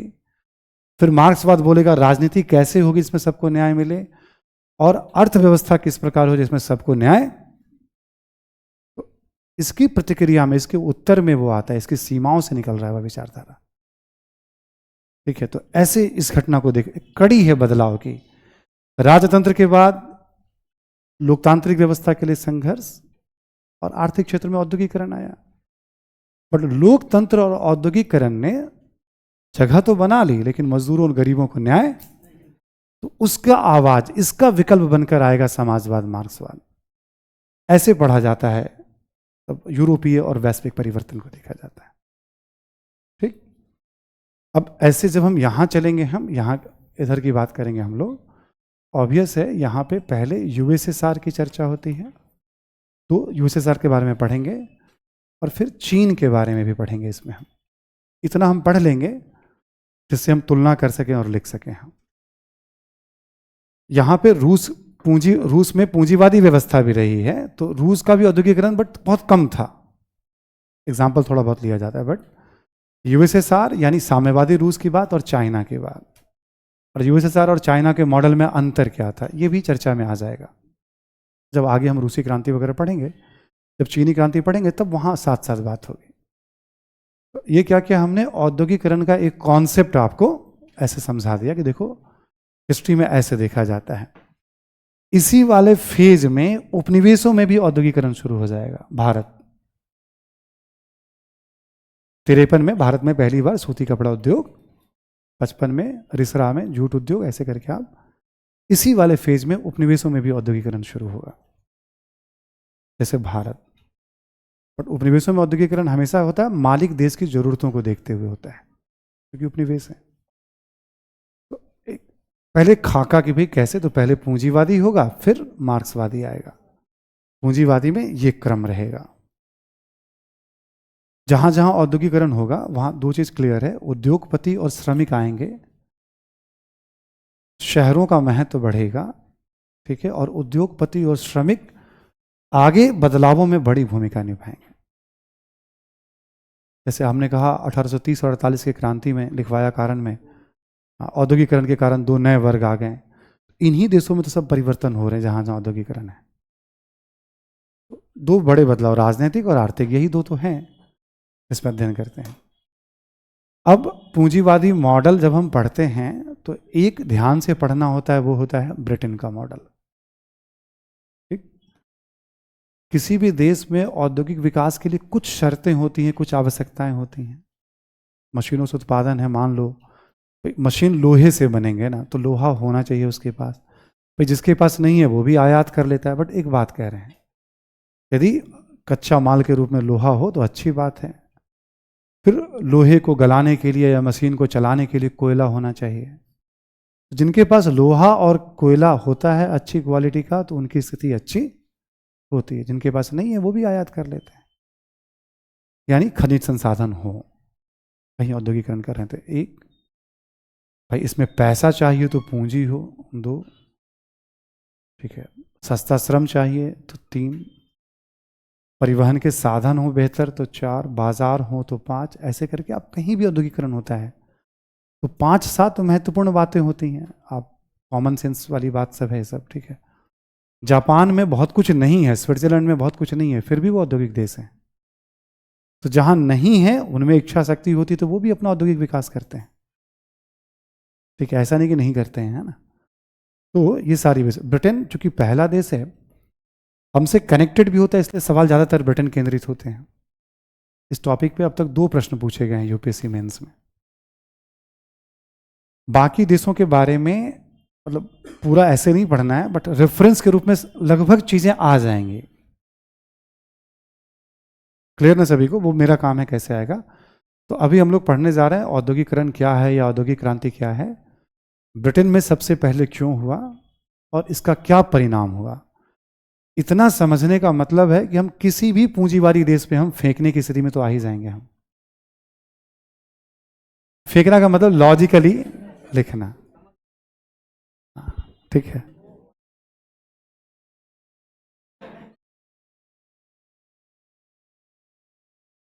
असर है, दम है तुम में, हाँ? देखो हर कोई जो है तुम्हें कॉपी कर रहा है, कॉपी तो उसी की होती है जिसका दम, ठीक है ना। ओ माय गॉड, ठीक है। तो लगभग एक कॉन्सेप्ट बन जाएगा आपका, लेकिन अंतर भी होगा थोड़ा बहुत। मैं अभी आप चलते चलते ना तभी मैं समझाऊंगा कि मैं कॉमन कॉमन पॉइंट्स इसलिए पकड़ूंगा कि आसानी से आपको बात ध्यान रहे, क्योंकि अब बहुत हॉलैंड में क्या हुआ, फ्रांस में क्या हुआ, उसमें हमें नहीं जाना उसके अंदर। बस कुछ ऐसी बातें बना लेनी है कि जो चलते फिरते आपको ध्यान रह जाए।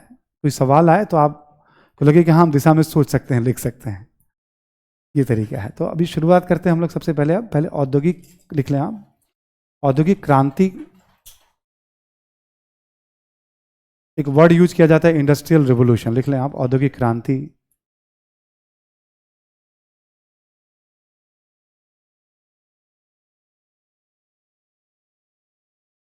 यहां पे कुछ कुछ कॉन्सेप्ट समझा दूंगा पहले आपको मैं थोड़ा। लिखें आप कि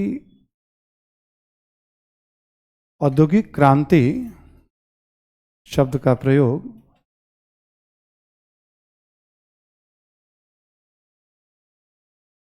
औद्योगिक क्रांति शब्द का प्रयोग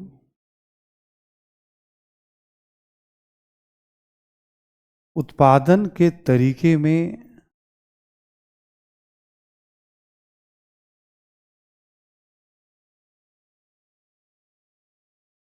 उत्पादन के तरीके में, ठीक है, उत्पादन के तरीके में व्यापक परिवर्तन या आमूलचूल परिवर्तन के लिए किया जाता है।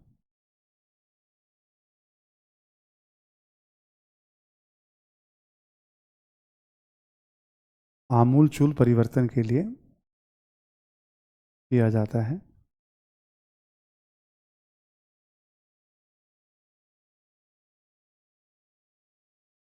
लिखें कि इसके अंतर्गत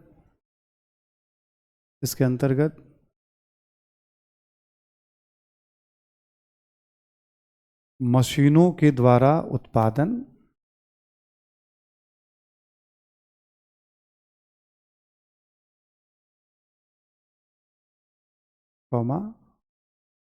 ऊर्जा या शक्ति के द्वारा मशीनों का संचालन,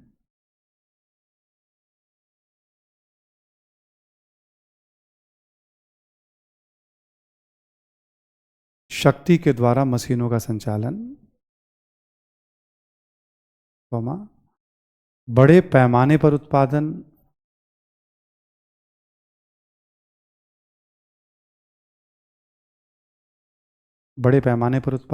लार्ज स्केल पे उत्पादन, अधिकाधिक मुनाफे के लिए उत्पादन,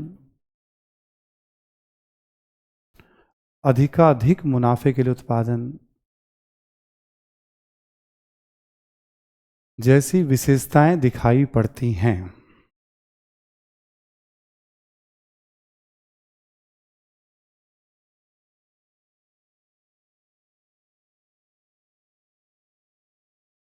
ठीक है, जैसी विशेषताएं दिखाई पड़ती हैं।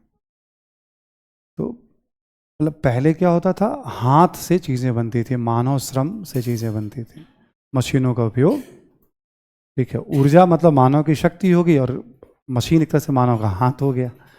अब लोहे का मशीन है और शक्ति से उसको संचालित किया जाएगा, पावर दिया जाएगा। तो ये क्रांतिकारी बदलाव आ गया उत्पादन के तरीके में, औद्योगिक क्रांति कहते हैं। इसी में अगला पॉइंट लिखे,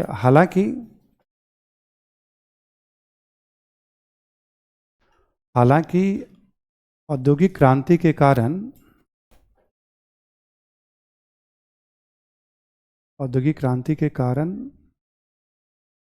केवल उद्योग के क्षेत्र में ही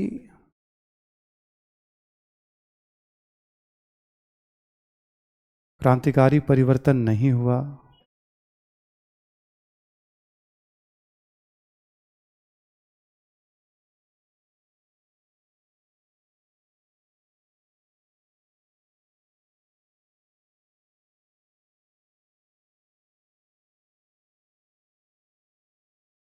ठीक है, केवल उद्योग के क्षेत्र में क्रांतिकारी परिवर्तन नहीं हुआ, बल्कि मशीनों का प्रयोग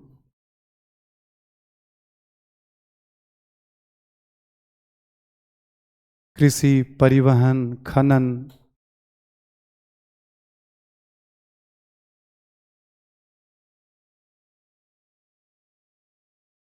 इत्यादि सभी क्षेत्रों में हुआ।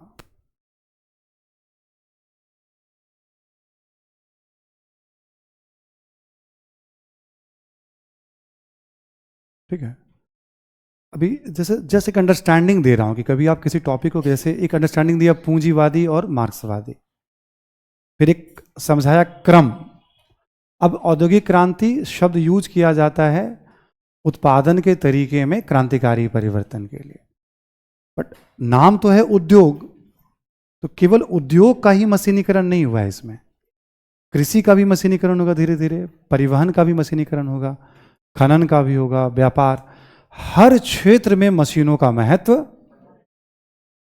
तो अब जैसे कभी हमें कहना हो ये मशीनी क्रांति थी, ठीक है, देखो, तो आप अंडरस्टैंडिंग बना सकते हो, हाँ मशीनी क्रांति कह सकते हैं, तकनीकी क्रांति है। तकनीकी क्रांति में हम क्या है, केवल उद्योग की बात नहीं कर रहे, बस तकनीक का उपयोग किसी भी क्षेत्र में,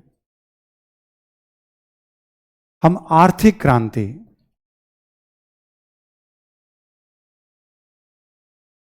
आके आराम से तुम रख दो।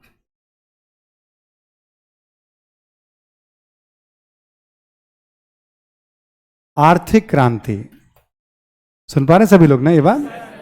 तो अर्थव्यवस्था के अलग अलग क्षेत्रों में क्रांतिकारी बदलाव।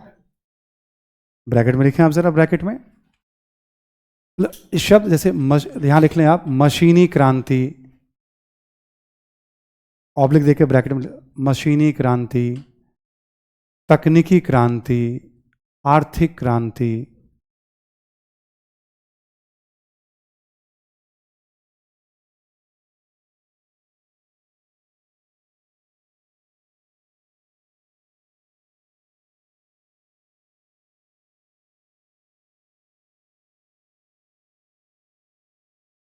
मशीनी क्रांति, आर्थिक क्रांति, तकनीकी क्रांति। मैं लिखा रहा हूं, ये उधर देख रहे हैं, ठीक है? हाँ, ठीक है।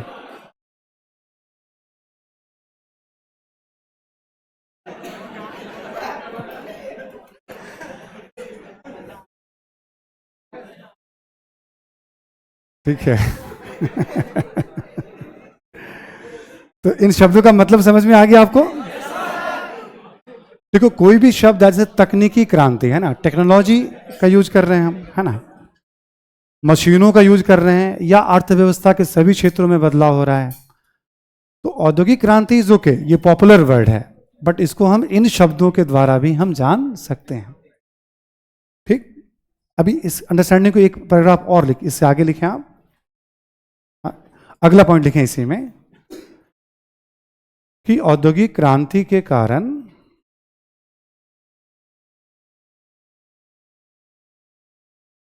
औद्योगिक क्रांति के कारण उद्योग एवं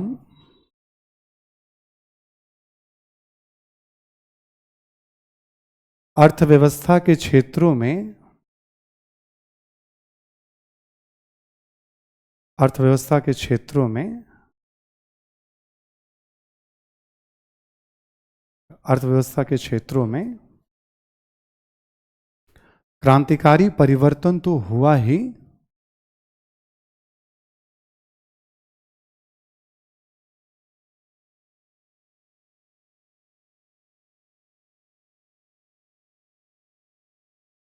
क्रांतिकारी परिवर्तन तो हुआ ही, इसके साथ साथ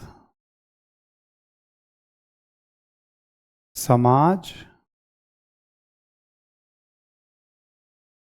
राजनीति और संस्कृति को भी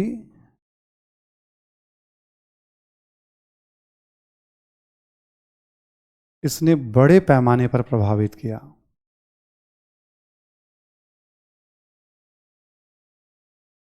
समाज, राजनीति और संस्कृति को भी इसने बड़े पैमाने पर प्रभावित किया।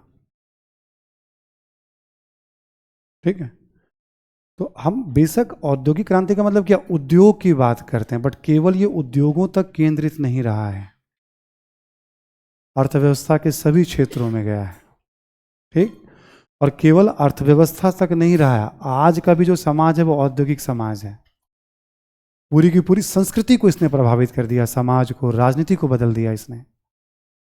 तो नाम बेशक औद्योगिक क्रांति है, बट आप समझ लो कि एक बहुत बड़े व्यापक परिवर्तनों को लेकर आने वाली एक क्रांति है। तो जैसे औद्योगिक क्रांति है, तो हम पहला पैराग्राफ केवल लिख के भी निकल सकते हैं। क्वेश्चन का नेचर क्या है, तो उससे आप दूसरा पैराग्राफ का इस्तेमाल, तीसरे का भी इस्तेमाल, या क्वेश्चन को समझने में आपको तीनों पैराग्राफ बहुत हेल्प करेगा। ठीक, यहां नोट करके लिख लें आप, औद्योगिक क्रांति से जुड़ा हुआ है, नोट करके लिखें आप कि औद्योगिकरण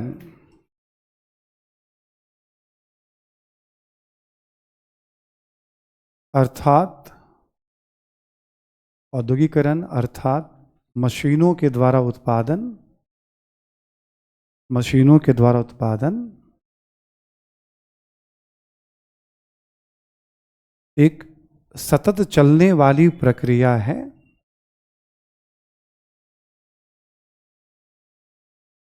एक सतत चलने वाली प्रक्रिया है।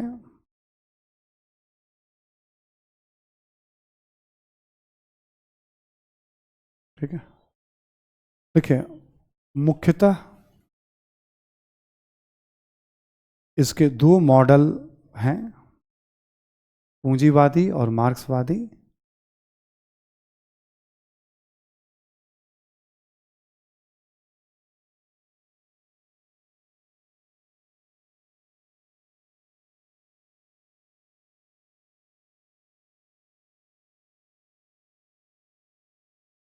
ठीक, लिखें, तकनीकी विकास के साथ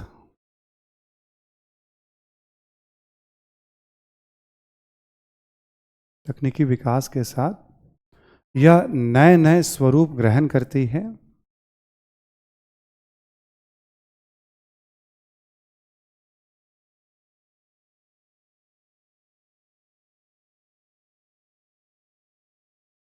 आज भी, वर्तमान समय में भी आज भी यह प्रक्रिया जारी है। आज भी यह प्रक्रिया जारी है, चल रही है, कहने का मतलब।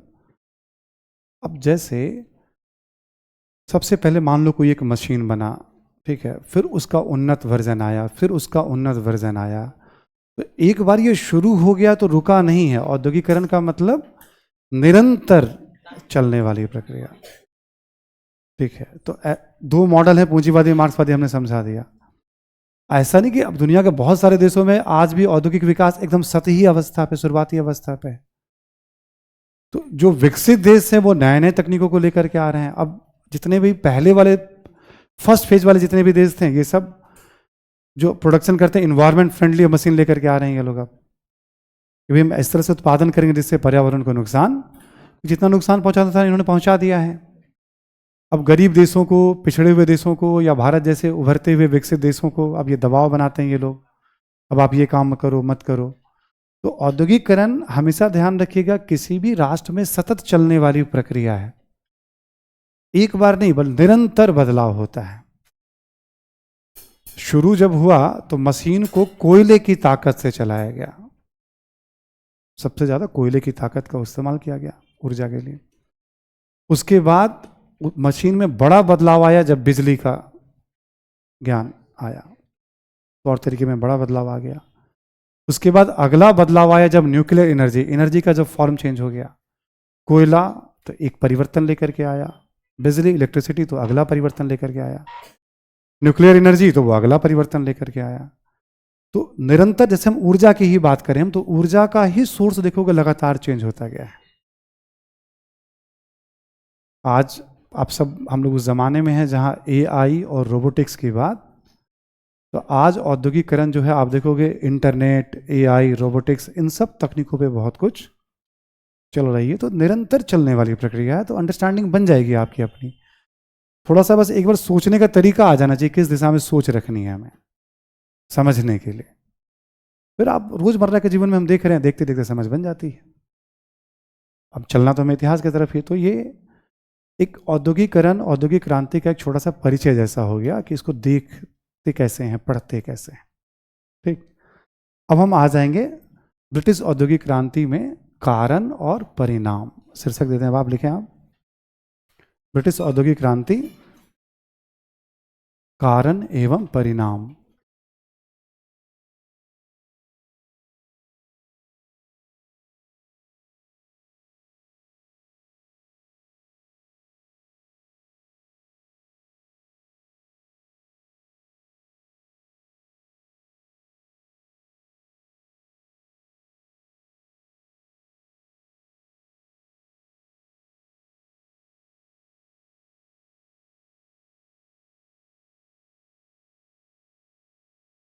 कारण की जब हम लोग बात करते हैं तो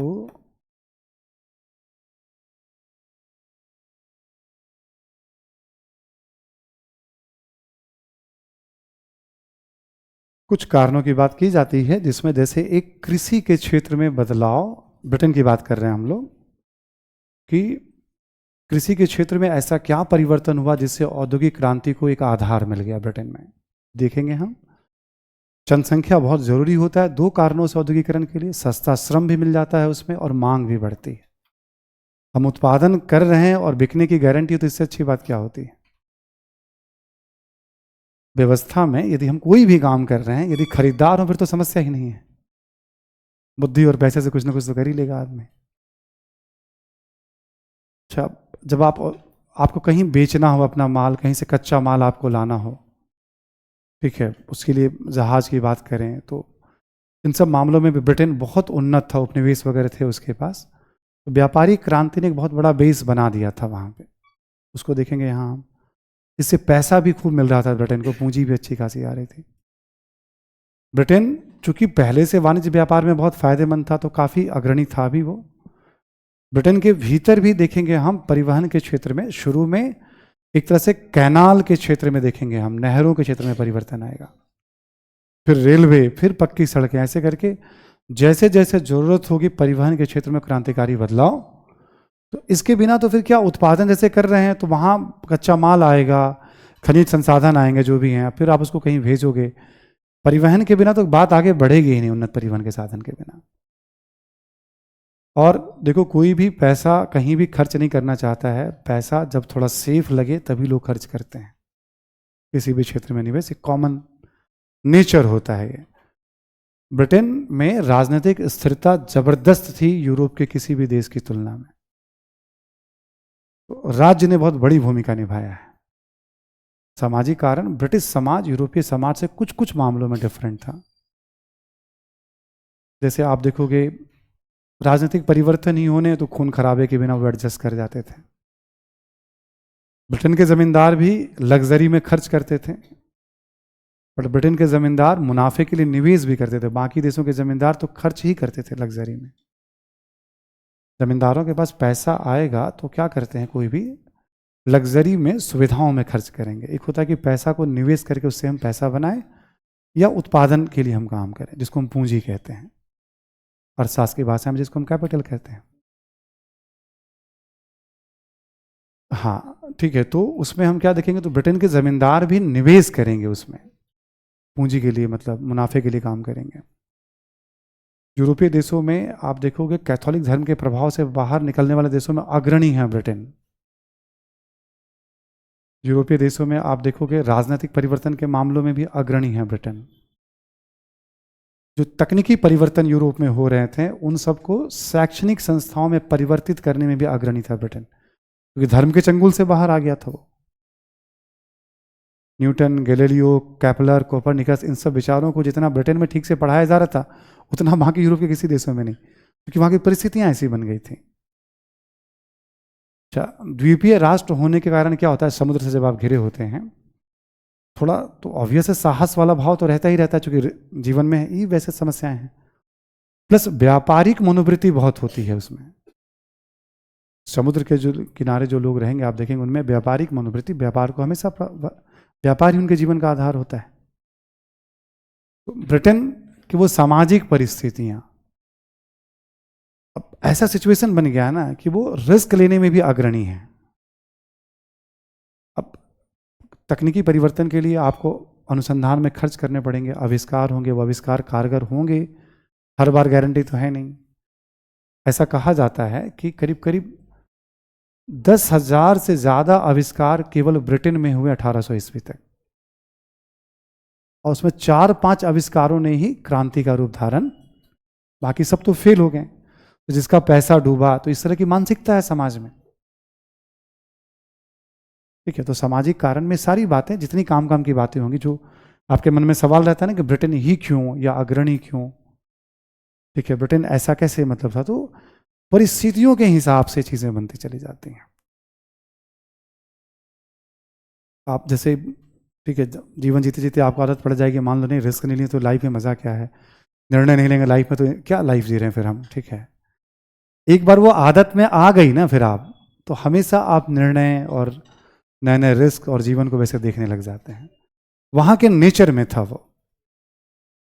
अन्य कारण छोटे मोटे, जैसे ये प्रकृति का वरदान है वहां पे कि भाई उसके पास उन्नत कोयला भी था और लोहे का भंडार भी था। ज्योग्राफी ऐसा है कि आसानी से नहर बनाए जा सकते थे वहां। बाकी देश अभी सोचेंगे, बैंकिंग ढांचा वहां पहले ही बहुत विकसित हो गया था। किसी को पूंजी चाहिए वगैरह, आप जमा करिए निकालिए, उसके लिए सब सिस्टम तो बहुत डेवलप था उसका। और तकनीकी परिवर्तन, कुछ तकनीकों के नाम भी इसमें लिख लेंगे हम लोग, वाटर फ्रेम, स्पिनिंग जेनी, ऐसे करके अलग अलग, ठीक है, पावर लूम वगैरह है ना। तो कुछ कुछ ऐसे नाम लिख लेंगे, डरबी परिवार 2 4 5 तकनीकी परिवर्तनों के नाम था कि इन सब ने बदलाव। तो ये क्रक्स हो गया कि ब्रिटेन में औद्योगिकरण क्यों, 2 4 4 लाइन में एक्सप्लेन करेंगे इसको। यहीं पढ़ाते पढ़ाते आपको हम बता देंगे ब्रिटेन में ही सबसे पहले क्यों, साथ साथ उसको भी लिख लेंगे। कृषि के क्षेत्र में इतना बदलाव बाकी किसी देश में नहीं हुआ। जनसंख्या जितनी यहां बढ़ी उतनी तेजी से कहीं और नहीं बढ़ी। जनसंख्या बढ़ने का एक रीजन हो जाता है खाद्यान्न। उस दौर में भोजन उपलब्ध है तो आबादी बढ़ेगी, वरना भोजन ही नहीं उपलब्ध हो पाते थे। दूसरा, चिकित्सा के क्षेत्र में सुधार हो रहे थे। जितना उपनिवेश इसके पास 18वीं शताब्दी में, उतना उपनिवेश किसी के पास नहीं था, जितनी पूंजी इसके पास थी। बाजार, कच्चा माल सब था इसके पास। तो ब्रिटेन ही क्यों, परिवहन में जितना तेजी से इसने बदलाव और अग्रणी था, सर्वाधिक नहरों का जाल इसके पास, सबसे पहले रेलवे की शुरुआत इसने की। राजनीतिक मामलों में भी ये यूरोपीय देशों से एकदम हटके था। सामाजिक कारण में भी ये थोड़ा यूनिक था, अन्य वाली परिस्थितियां में भी, ठीक है। तो इसी में आपको ये वाले पॉइंट भी आ जाएंगे कि ब्रिटेन ही सबसे पहले क्यों। ये वाला प्रश्न एक बार आ भी चुका है आईएएस में, 2-3 प्रश्नों को साथ करके पूछा था। उसमें पूछा था ब्रिटेन में ही सबसे पहले औद्योगिक क्रांति क्यों हुई। ये भी इजी सवाल है, कोई बहुत टफ नहीं है। विपिन चंद्रा भी अपनी किताब में मॉडर्न इंडिया में इसका उत्तर दे रहे हैं, चैप्टर नंबर 3 में, ठीक है, औद्योगिक क्रांति के बारे में, ब्रिटेन में ही क्यों। और एनसीईआरटी के सभी फॉर्म में आपको मिल जाएगा ब्रिटेन क्यों, इतना ईजी है ये। अब लिखना शुरू करिए। ब्रिटिश औद्योगिक क्रांति के कारण, पहला लिखें आप कृषि क्रांति। कृषि क्रांति,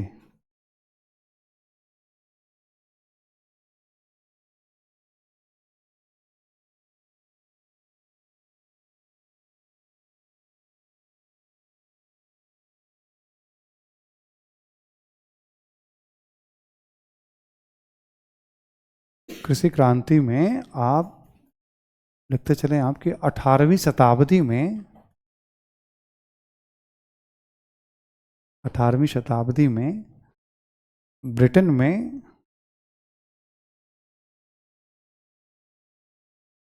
में कृषि के क्षेत्र में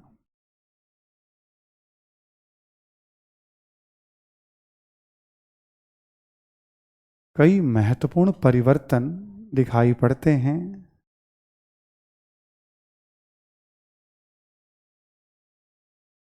दिखाई पड़ते हैं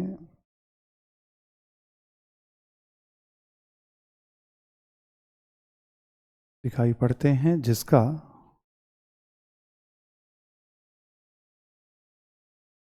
प्रभाव ब्रिटिश औद्योगिक क्रांति पर दिखा।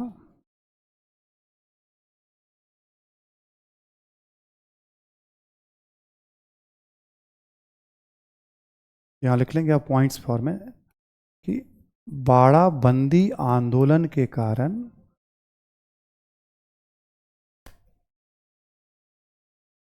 समझा दूंगा, लिख लीजिए, बाड़ाबंदी आंदोलन के कारण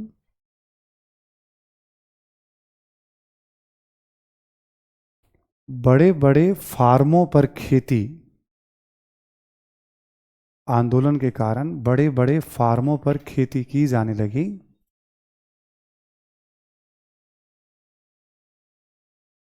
बड़े बड़े फार्मों पर खेती की जाने लगी।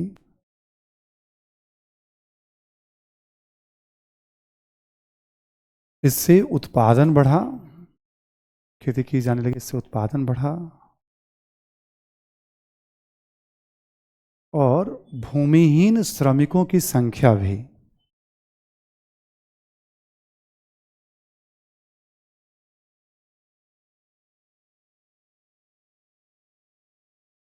भूमिहीन श्रमिकों की संख्या भी, कुछ ऐसा सिचुएशन बना कि वहाँ पे बड़े बड़े प्लॉट्स पर खेती 17वीं शताब्दी में ही शुरू हो गई थी। और खेतों के चारों तरफ, मतलब क्लोज कर दिया उसको, मतलब भाई ये मेरा हिस्सा है। तो इसके लिए कानून बनाया गया था वहां पे जमींदारों के समर्थन से, क्योंकि हाउस ऑफ लॉर्ड्स में वही थे, और छोटे मोटे किसानों की जमीन छीनी गई उसमें, मतलब। तो अब क्या हुआ कि बड़े बड़े जब प्लॉट्स, बड़े बड़े फार्म हो गए वहां पे, तो एक जगह फोकस करके खेती की जा रही है और कम श्रमिकों से बात बन जा रही है, तो बाकी श्रमिक बेकार हो गए। जो श्रमिक बेकार हो गए तो वो किसी कीमत पे कहीं भी काम करने को तैयार, तो संयोग से जब औद्योगिकरण शुरू होगा तो सस्ता श्रम उनको वहां पे मिल जाएगा। इनक्लोजर मूवमेंट या बाड़ाबंदी आंदोलन को एक महत्वपूर्ण कारण माना जाता है शुरुआती कृषि क्रांति के क्षेत्र में। इसी में लिखें अगला पॉइंट, लिखे टाउनसेंड एक व्यक्ति का नाम है, ने सस्यावर्तन यानी क्रॉप रोटेशन, टाउनसेंड ने सस्यावर्तन तथा जेथ्रो टल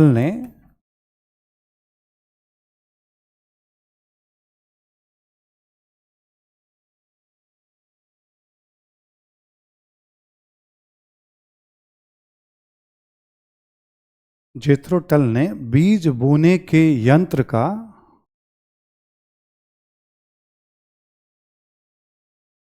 कृषि में उपयोग प्रारंभ किया। यंत्र का कृषि में उपयोग प्रारंभ किया।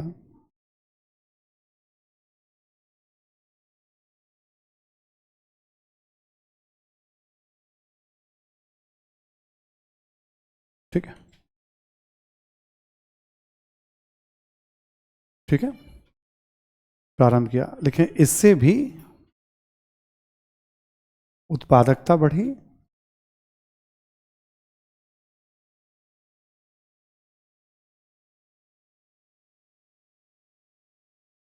अगला पॉइंट लिखें इन परिवर्तनों के कारण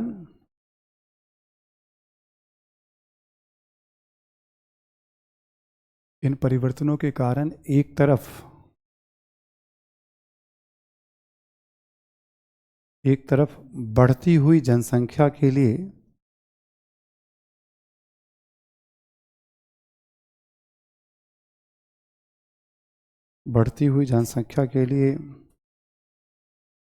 खाद्यान्न उपलब्ध हो पाया। दूसरी तरफ उद्योगों के लिए सस्ता श्रम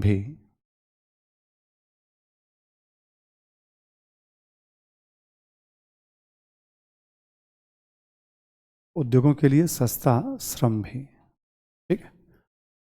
तो यूरोप के किसी भी देश की तुलना में इस तरह का परिवर्तन सबसे पहले ब्रिटेन में हुआ। कृषि क्रांति कहते हैं इसको। उत्पादन तेजी से बढ़ा इन परिवर्तनों के कारण, और सस्ता श्रम भी। उद्योग का मतलब क्या होगा, एक तरह से गैर कृषि कार्यों में संलग्न लोग बड़ी संख्या में होंगे। उनको भोजन जब तक नहीं मिलेगा कैसे वो काम करेंगे। तो कृषि उत्पादन में जो वृद्धि हुई, इसने एक तरह से सपोर्ट कर दिया, दूसरे काम करने वालों को भोजन मिल जाएगा, बिना भोजन के तो काम होने से रहा।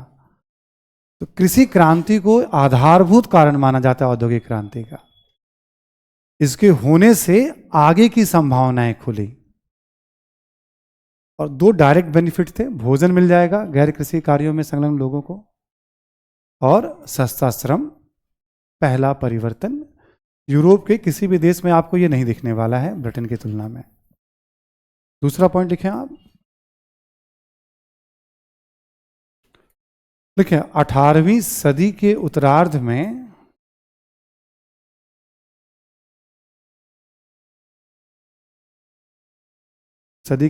में पश्चिमी यूरोपीय देशों में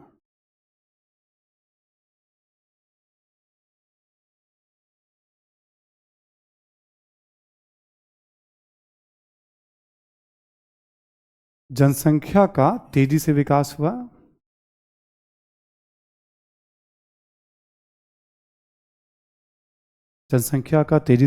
हुआ।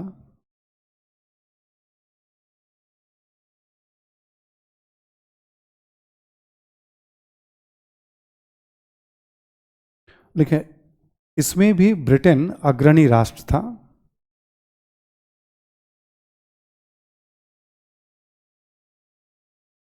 इसमें भी ब्रिटेन अग्रणी राष्ट्र था। ठीक है, अग्रणी राष्ट्र था। इसी में लिखेंगे आप कि 19वीं नहीं 18वीं कर लीजिएगा, 18वीं सदी के उत्तरार्ध में, 18वीं सदी के उत्तरार्ध में पश्चिमी यूरोप के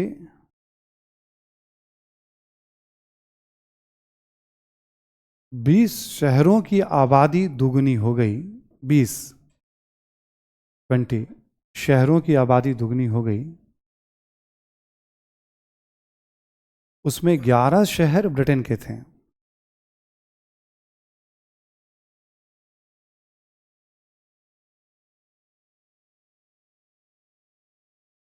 उसमें 11 शहर ब्रिटेन के थे। यानी सबसे ज़्यादा जनसंख्या कहीं बढ़ा तो ब्रिटेन में बढ़ा, पश्चिम यूरोपीय देशों की तुलना में। अगला पॉइंट लिखें, भोजन की उपलब्धता, इसी में लिखना है भोजन की उपलब्धता, भोजन की उपलब्धता, बेहतर चिकित्सा,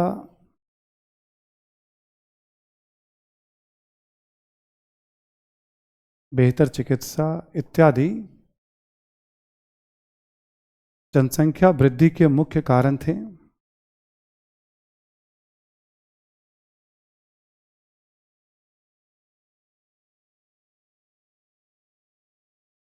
जनसंख्या वृद्धि के मुख्य कारण थे। नेक्स्ट लिखें आप, जनसंख्या वृद्धि के कारण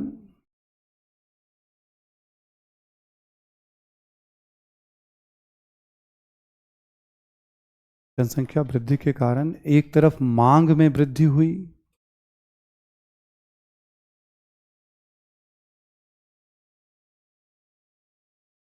एक तरफ मांग में वृद्धि हुई, तो दूसरी तरफ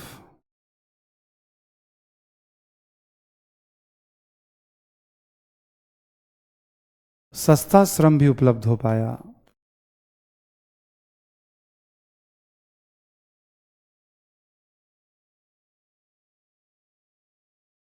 सस्ता श्रम भी उपलब्ध हो पाया। लिख लेंगे आप, औद्योगिकरण के लिए यह दोनों आवश्यक था। लिख लेंगे, औद्योगिकरण के लिए यह दोनों आवश्यक था।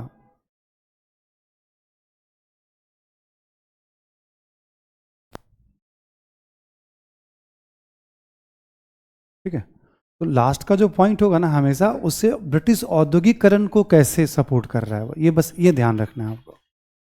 तो दूसरा, चूंकि आबादी भी सबसे ज़्यादा यहीं बढ़ रही है, और कृषि क्रांति नहीं होता तो आबादी भी उतना नहीं बढ़ पाती, बहुत बड़ा रीजन था भोजन की उपलब्धता।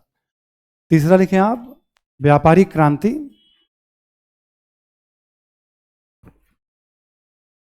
व्यापारिक क्रांति लिख लें आप, तीसरा पॉइंट। देखिए, 16वीं से 18वीं सदी के बीच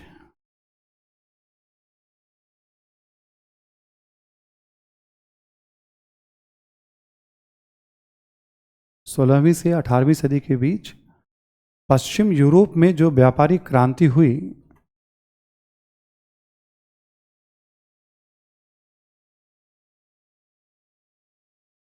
व्यापारिक क्रांति हुई 18वीं सदी तक आते आते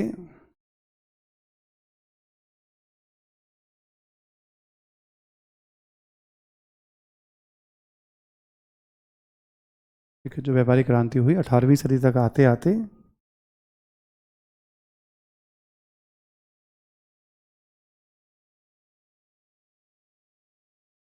उसका सर्वाधिक लाभ ब्रिटेन को मिल रहा था।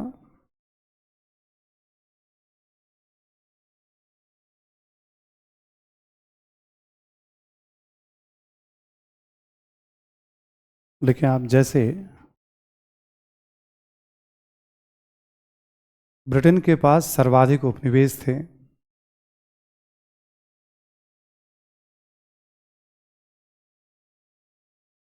ब्रिटेन के पास सर्वाधिक उपनिवेश थे, कॉमा, कच्चे माल और बाजार की समस्या नहीं थी,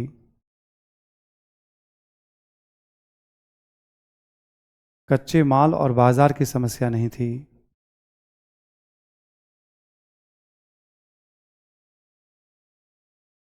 कॉमा देख लिखते चलेंगे आप, पूंजी का प्रवाह था, पूंजी का प्रवाह था, उन्नत नौ परिवहन,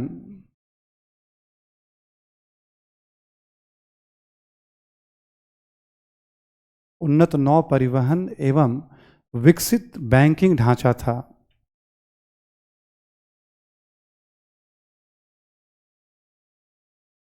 विकसित बैंकिंग ढांचा था। लिखें, इन सब ने, इन सब ने ब्रिटिश औद्योगिकरण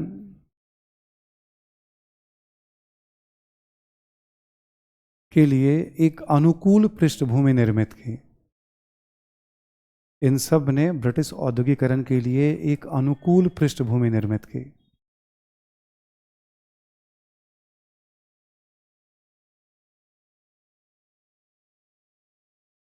देखो, जैसे कारण वगैरह में क्या होता है, जैसे मान लो बैंकिंग को हमने एक कारण बना दिया, पूंजी को एक कारण बना दिया, हम आपको 6-7 कारण ही बता रहे हैं, बट इसको हम 6-7 को भी हम 17 बना सकते हैं हम लोग।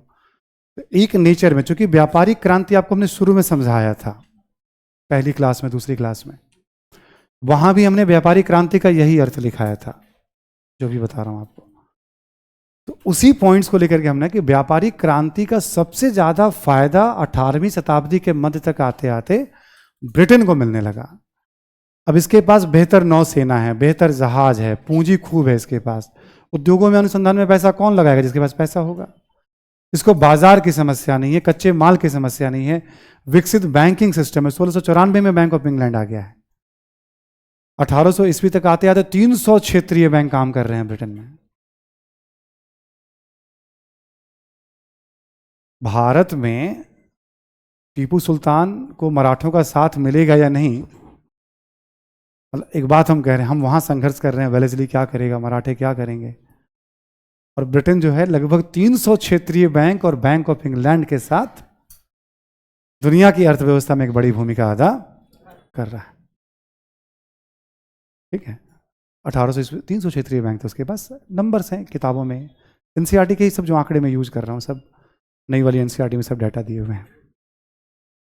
तो हम क्या देखते हैं, व्यापारी क्रांति ने, इसका सर्वाधिक लाभ किसी को मिल रहा है तो ब्रिटेन को मिल रहा है। ब्रिटेन ही पहले क्यों, ब्रिटेन में क्यों और ब्रिटेन ही पहले क्यों, दोनों का उत्तर साथ साथ चल रहा है। समझ में आ रही बात सभी को ना? तो तीसरा पॉइंट हमने रख दिया, परिवहन के क्षेत्र में लिखें आप।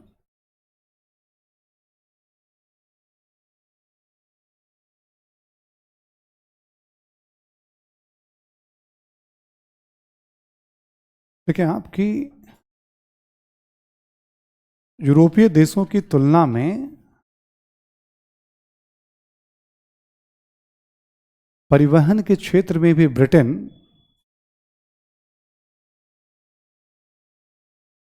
देशों की तुलना में, परिवहन के क्षेत्र में भी ब्रिटेन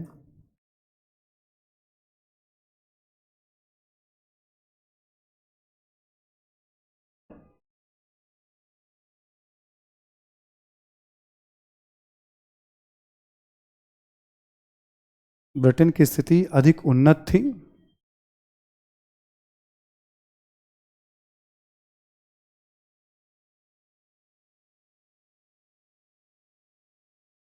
अधिक उन्नत थी।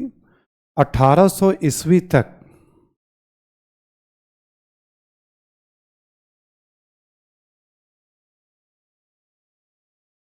ब्रिटेन के सभी प्रमुख शहरों को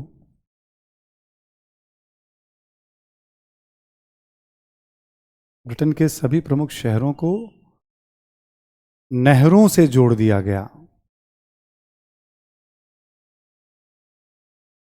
शहरों को नहरों से जोड़ दिया गया। देखो, किसी का नौ परिवहन पहले से उन्नत है वैश्विक व्यापार के कारण। अब प्रकृति की इतनी कृपा है कि ब्रिटेन की जो भौगोलिक परिस्थितियां हैं, वहां नहर आसानी से बनाए सकते हैं और नदियां वहां हैं। अब भारत को पूरा नहर से तो नहीं जोड़ सकते ना हम लोग, संभव नहीं है, पर ब्रिटेन की भौगोलिक स्थिति है कि उसको जोड़ा जा सकता है। तो कुछ तो कृपा भी है, कुछ पुरुषार्थ भी है उनका अपना। तो 1800 ईस्वी तक आते आते लगभग 3000 मील नहरों का निर्माण 20 वर्षों के भीतर कर दिया गया। 3000 मील 20-25 वर्षों के भीतर। किताब में लिखा हुआ है, जो 11th-12th वाली एनसीईआरटी है, कि इसको ब्रिटेन में मतलब कैनाल मैनियाक, नहर उन्माद का दौर कहा जाता है, इसको पागलपन का दौर कहा जाता है। अब नहर ही क्यों? क्योंकि पहले से उसको अनुभव है उस फील्ड का। अब आपको कच्चा माल जिसका वजन बहुत ज्यादा है कारखानों तक ले जाने हैं, शहरों तक ले जाने हैं। तैयार माल आपको शहरों और अंतर्राष्ट्रीय शहरों में भी ले जाने हैं, आपको अलग अलग देशों में। तो बहुत ज्यादा परिवहन कहाँ, तो पानी के जहाज पे कर सकते हैं आप। उसका बेस तो पहले से था उसके पास, उस बेस को और उन्नत कर गया वो। तो नहर उन्माद का दौर, ऐसे आंकड़े हैं सपोर्ट में किताबों के अंदर। हम लोग मजबूरी में क्लास में आप देखोगे आंकड़े यूज करते रहते हैं हम लोग। मजबूरी कहने का मतलब कम से कम यूज करते हैं, कहीं कहीं तो यूज करना पड़ता है तो कर ही लेते हैं हम लोग, ठीक है। आमतौर पे क्या होता है कि इतना कुछ पढ़ना होता है कि डाटा, जैसे इकोनॉमी में डाटा पढ़ना ही पढ़ना है आपको, बहुत जगह डाटा पढ़ना है करंट अफेयर्स में, तो डाटा रह जाता है। बट आपको कभी भी लगे, जैसे आपने क्लास नोट्स पढ़ रखा है किसी भी सब्जेक्ट में, हिस्ट्री का और भी मॉडर्न मेडिवल वगैरह सब, कुछ आपको लगता हो आंकड़े देने हो तो आप आंकड़े अपने हिसाब से एनसीईआरटी से ले सकते हैं उसके संबंध में, प्रमाण में। चुनौती होती है उसको याद रखना, ठीक है। और ज़्यादातर एक ही तरह के आंकड़े, जैसे मैं जब मैंने बताया 11 शहर तो हर क्लास में लिखा रहा हूँ, मान लो मुझे ध्यान रहता है, मन करता है मैं इसको चेंज कर दूँ मैं, क्योंकि देखो क्या होता है कि स्पेसिफिक आंकड़ा में ना लग जाता है कि कोई एक ही जगह से ट्रेनिंग लेकर के, ये जनरल पॉइंट्स में समस्या नहीं है। व्यापारिक क्रांति है, ठीक है। तो डाटा को हम लोग ना साइड कर देते हैं ताकि स्टूडेंट जब लिखने जाए तो वो अपनी तरह से उस चीज़ों को प्रेजेंट या कॉमन बातों को बताए वो। तो फिर लग जाता है कि नहीं, अच्छा एक ही कोच है जो कोच दे रहा है, ट्रेंड कर रहा है। इसका पूरा ध्यान पूरे क्लास लेक्चर में रखा गया। जो बदल नहीं सकता वो तो नहीं बदल सकता, पर जहां संभव है वहां हम लोग ध्यान रखते हैं कि इसको अंडरस्टैंडिंग पे ही रखा जाए, ठीक है। तो ये एक बदलाव आ गया। अब क्या हुआ कि नहरों में ट्रैफिक बहुत ज़्यादा हो गई, और चूंकि ब्रिटेन का भी मौसम ऐसा है कि सालों भर परिवहन आप कर नहीं सकते हैं। आप सर्दी के मौसम में जब बर्फबारी होती है तो आप देखते हैं, आप जब यहाँ अपने कश्मीर के डल झील पे लोग क्रिकेट खेलने लगते हैं, झरना जो है वैसे ही ऑलमोस्ट अभी आप देखेंगे न्यूज़ वगैरह में, अबोहल और सब जो वाटरफॉल है कश्मीर का, अभी सब एकदम ऐसे ही जम गया है वो जो वाटरफॉल हो रहे हैं, ठीक है, अभी मतलब स्नोफॉल के कारण। तो ब्रिटेन में भी ऐसा है कि बहुत सारे क्षेत्रों में परिवहन आप सालों भर नहीं कर सकते हैं। अब औद्योगिकरण तो हुआ है तो विकल्प तो तलाशेंगे वो, तो यही विकल्प में फिर रेलवे की बात आ जाएगी। कहते हैं ना, आवश्यकता और जरूरत के हिसाब से आविष्कार होते हैं। 1829-30 में समझ लो पहली बार मैनचेस्टर और लिवरपूल के बीच में कमर्शियल रेलवे की शुरुआत होती है,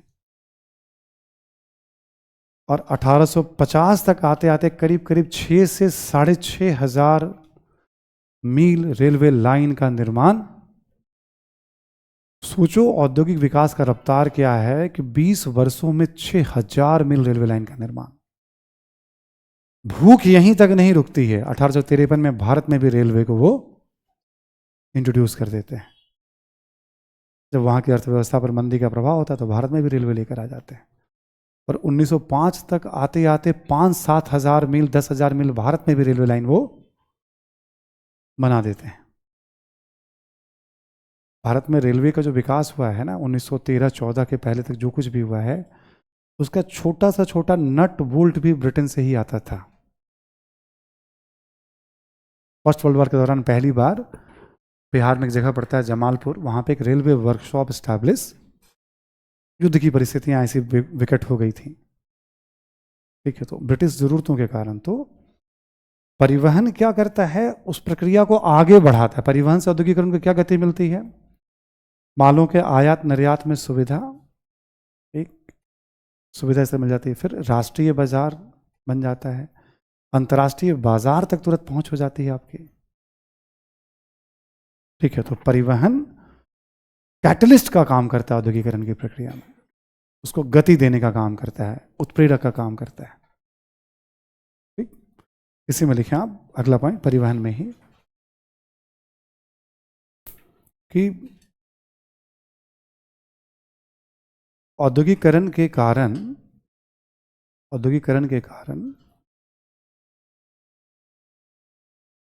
नहरों पर अधिक दबाव,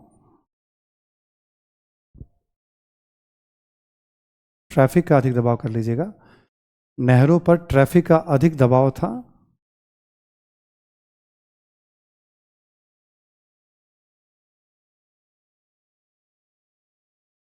अधिक दबाव था। लिखेंगे परिवहन के वैकल्पिक साधनों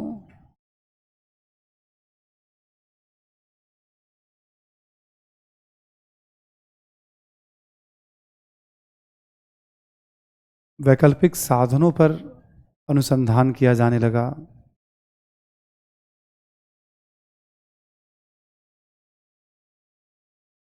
और इसी क्रम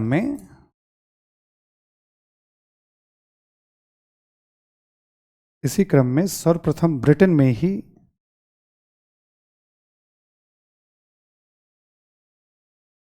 ही रेलवे एवं पक्की सड़कों का विकास हुआ।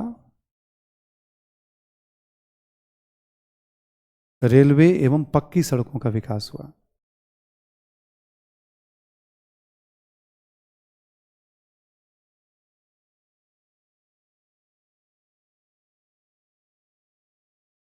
पक्की सड़कों का विकास हुआ। ठीक, अगला पॉइंट लिखें, परिवहन के उन्नत साधनों के कारण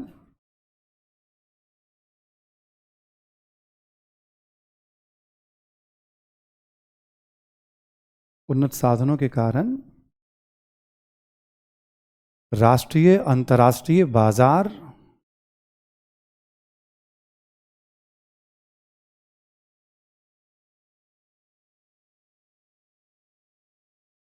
तक ब्रिटिश वस्तुओं की पहुंच सुगम हुई। ब्रिटिश वस्तुओं की पहुंच सुगम हुई।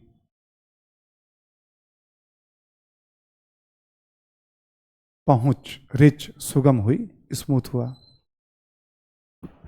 सुगम हुई। इसी में लिखेंगे आप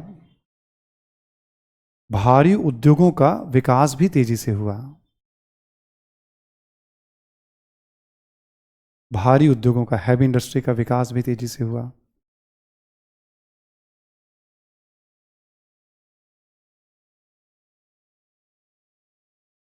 और रोजगार के अवसर भी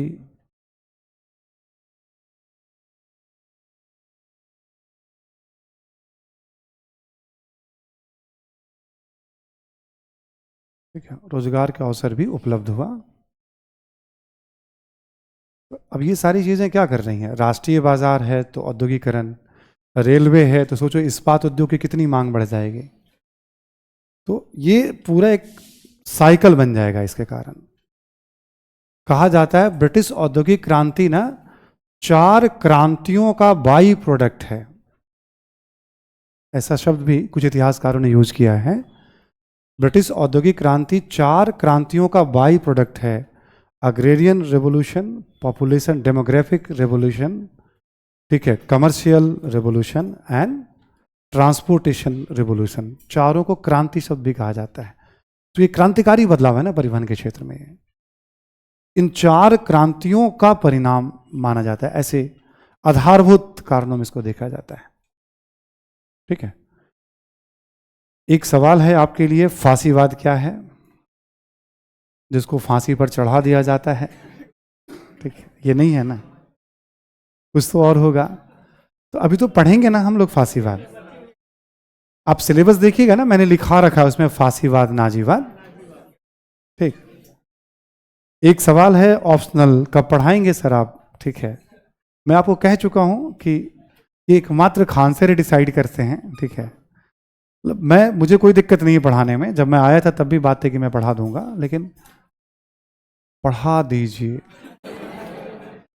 वही तो समस्या है। मैं अपनी मर्जी से कैसे पढ़ा दूं? संस्था कहेगी तभी तो मैं पढ़ाऊंगा ना। संस्था भी अपनी है, नहीं बात भी कर ली है हमने। सर ने भी कहा था सर विचार देखते हैं ना कैसे हम लोग प्लान करते हैं इसमें, फिर मिलना उनसे हो नहीं पाया पिछले कुछ महीनों से, ठीक है। एक सवाल आपके लिए है, प्रबोधन के अधिकतर विचारक, ध्यान से सुनिएगा, जैसे लॉक, बेंथम, मिल, रूसो, सब विचारक, ठीक है, जर्मनी से थे या ब्रिटेन से? वैसे ये सही नहीं है, रूसो तो फ्रांस के थे और बहुत सारे विचारक दूसरे देशों के भी थे, ब्रिटेन के भी थे, जर्मनी के भी थे, फ्रांस के भी थे, ठीक। तो कैसे लोकतांत्रिक मांगों की शुरुआत फ्रांस से हो रही थी, जबकि सिद्धांत ये कहता है कि जहां विचार उत्पन्न होते वहां सबसे पहले क्रांति होती है। ऐसा नहीं होता है, विचार तो यूरोप में उत्पन्न हुआ तो क्रांति अमेरिका में हुई, ठीक है ना।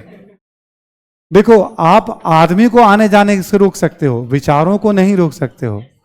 हवा, पानी, विचार, पक्षी, इन सबको सीमाओं में, सरहदों में बांधा नहीं जा सकता है। तो ये थोड़ा सा चेंज कर लीजिएगा, बाकी सवाल अच्छे हैं। एक और सवाल है, यूएसएसआर में औद्योगिकरण बहुत कम हुआ, ऐसा नहीं है। यूएसएसआर में औद्योगिकरण हुआ, रूस में कम हुआ था। 1922 से उसको यूएसएसआर कहा जाएगा, यूनियन ऑफ सोवियत सोशलिस्ट। रूस में कम हुआ था, ठीक है। थोड़ा सा करेक्ट ऐसे रखिएगा इसको आप। और उसके उपनिवेश सीमित थे, ठीक है। फिर ब्रिटेन रूस को काला सागर में जाने से क्यों रोक रहा है जब उसके बाजार वाली बात नहीं है? देखो, बाजार के साथ साथ वर्चस्व, हमेशा ध्यान रखिएगा, अंतर्राष्ट्रीय राजनीति में वर्चस्व की भी एक बड़ी भूमिका होती है। जब भी आप शक्तिशाली होंगे ना, देखिएगा आपको पता ही नहीं चलेगा कब आपके अंदर यह भाव आ जाएगा कि ये हमको चुनौती दे रहा है। तो जो शक्तिशाली होता है ना, वो वर्चस्व बनाए रखना चाहता है अपना। तो ये सवाल भी आपका अच्छा है, बट इसको ऐसे देखिएगा आप, और प्रश्न भी सही दिशा में है आपका, ठीक है। तो कल चर्चा जारी रहेगी कारण और परिणाम पे। Thank you everyone.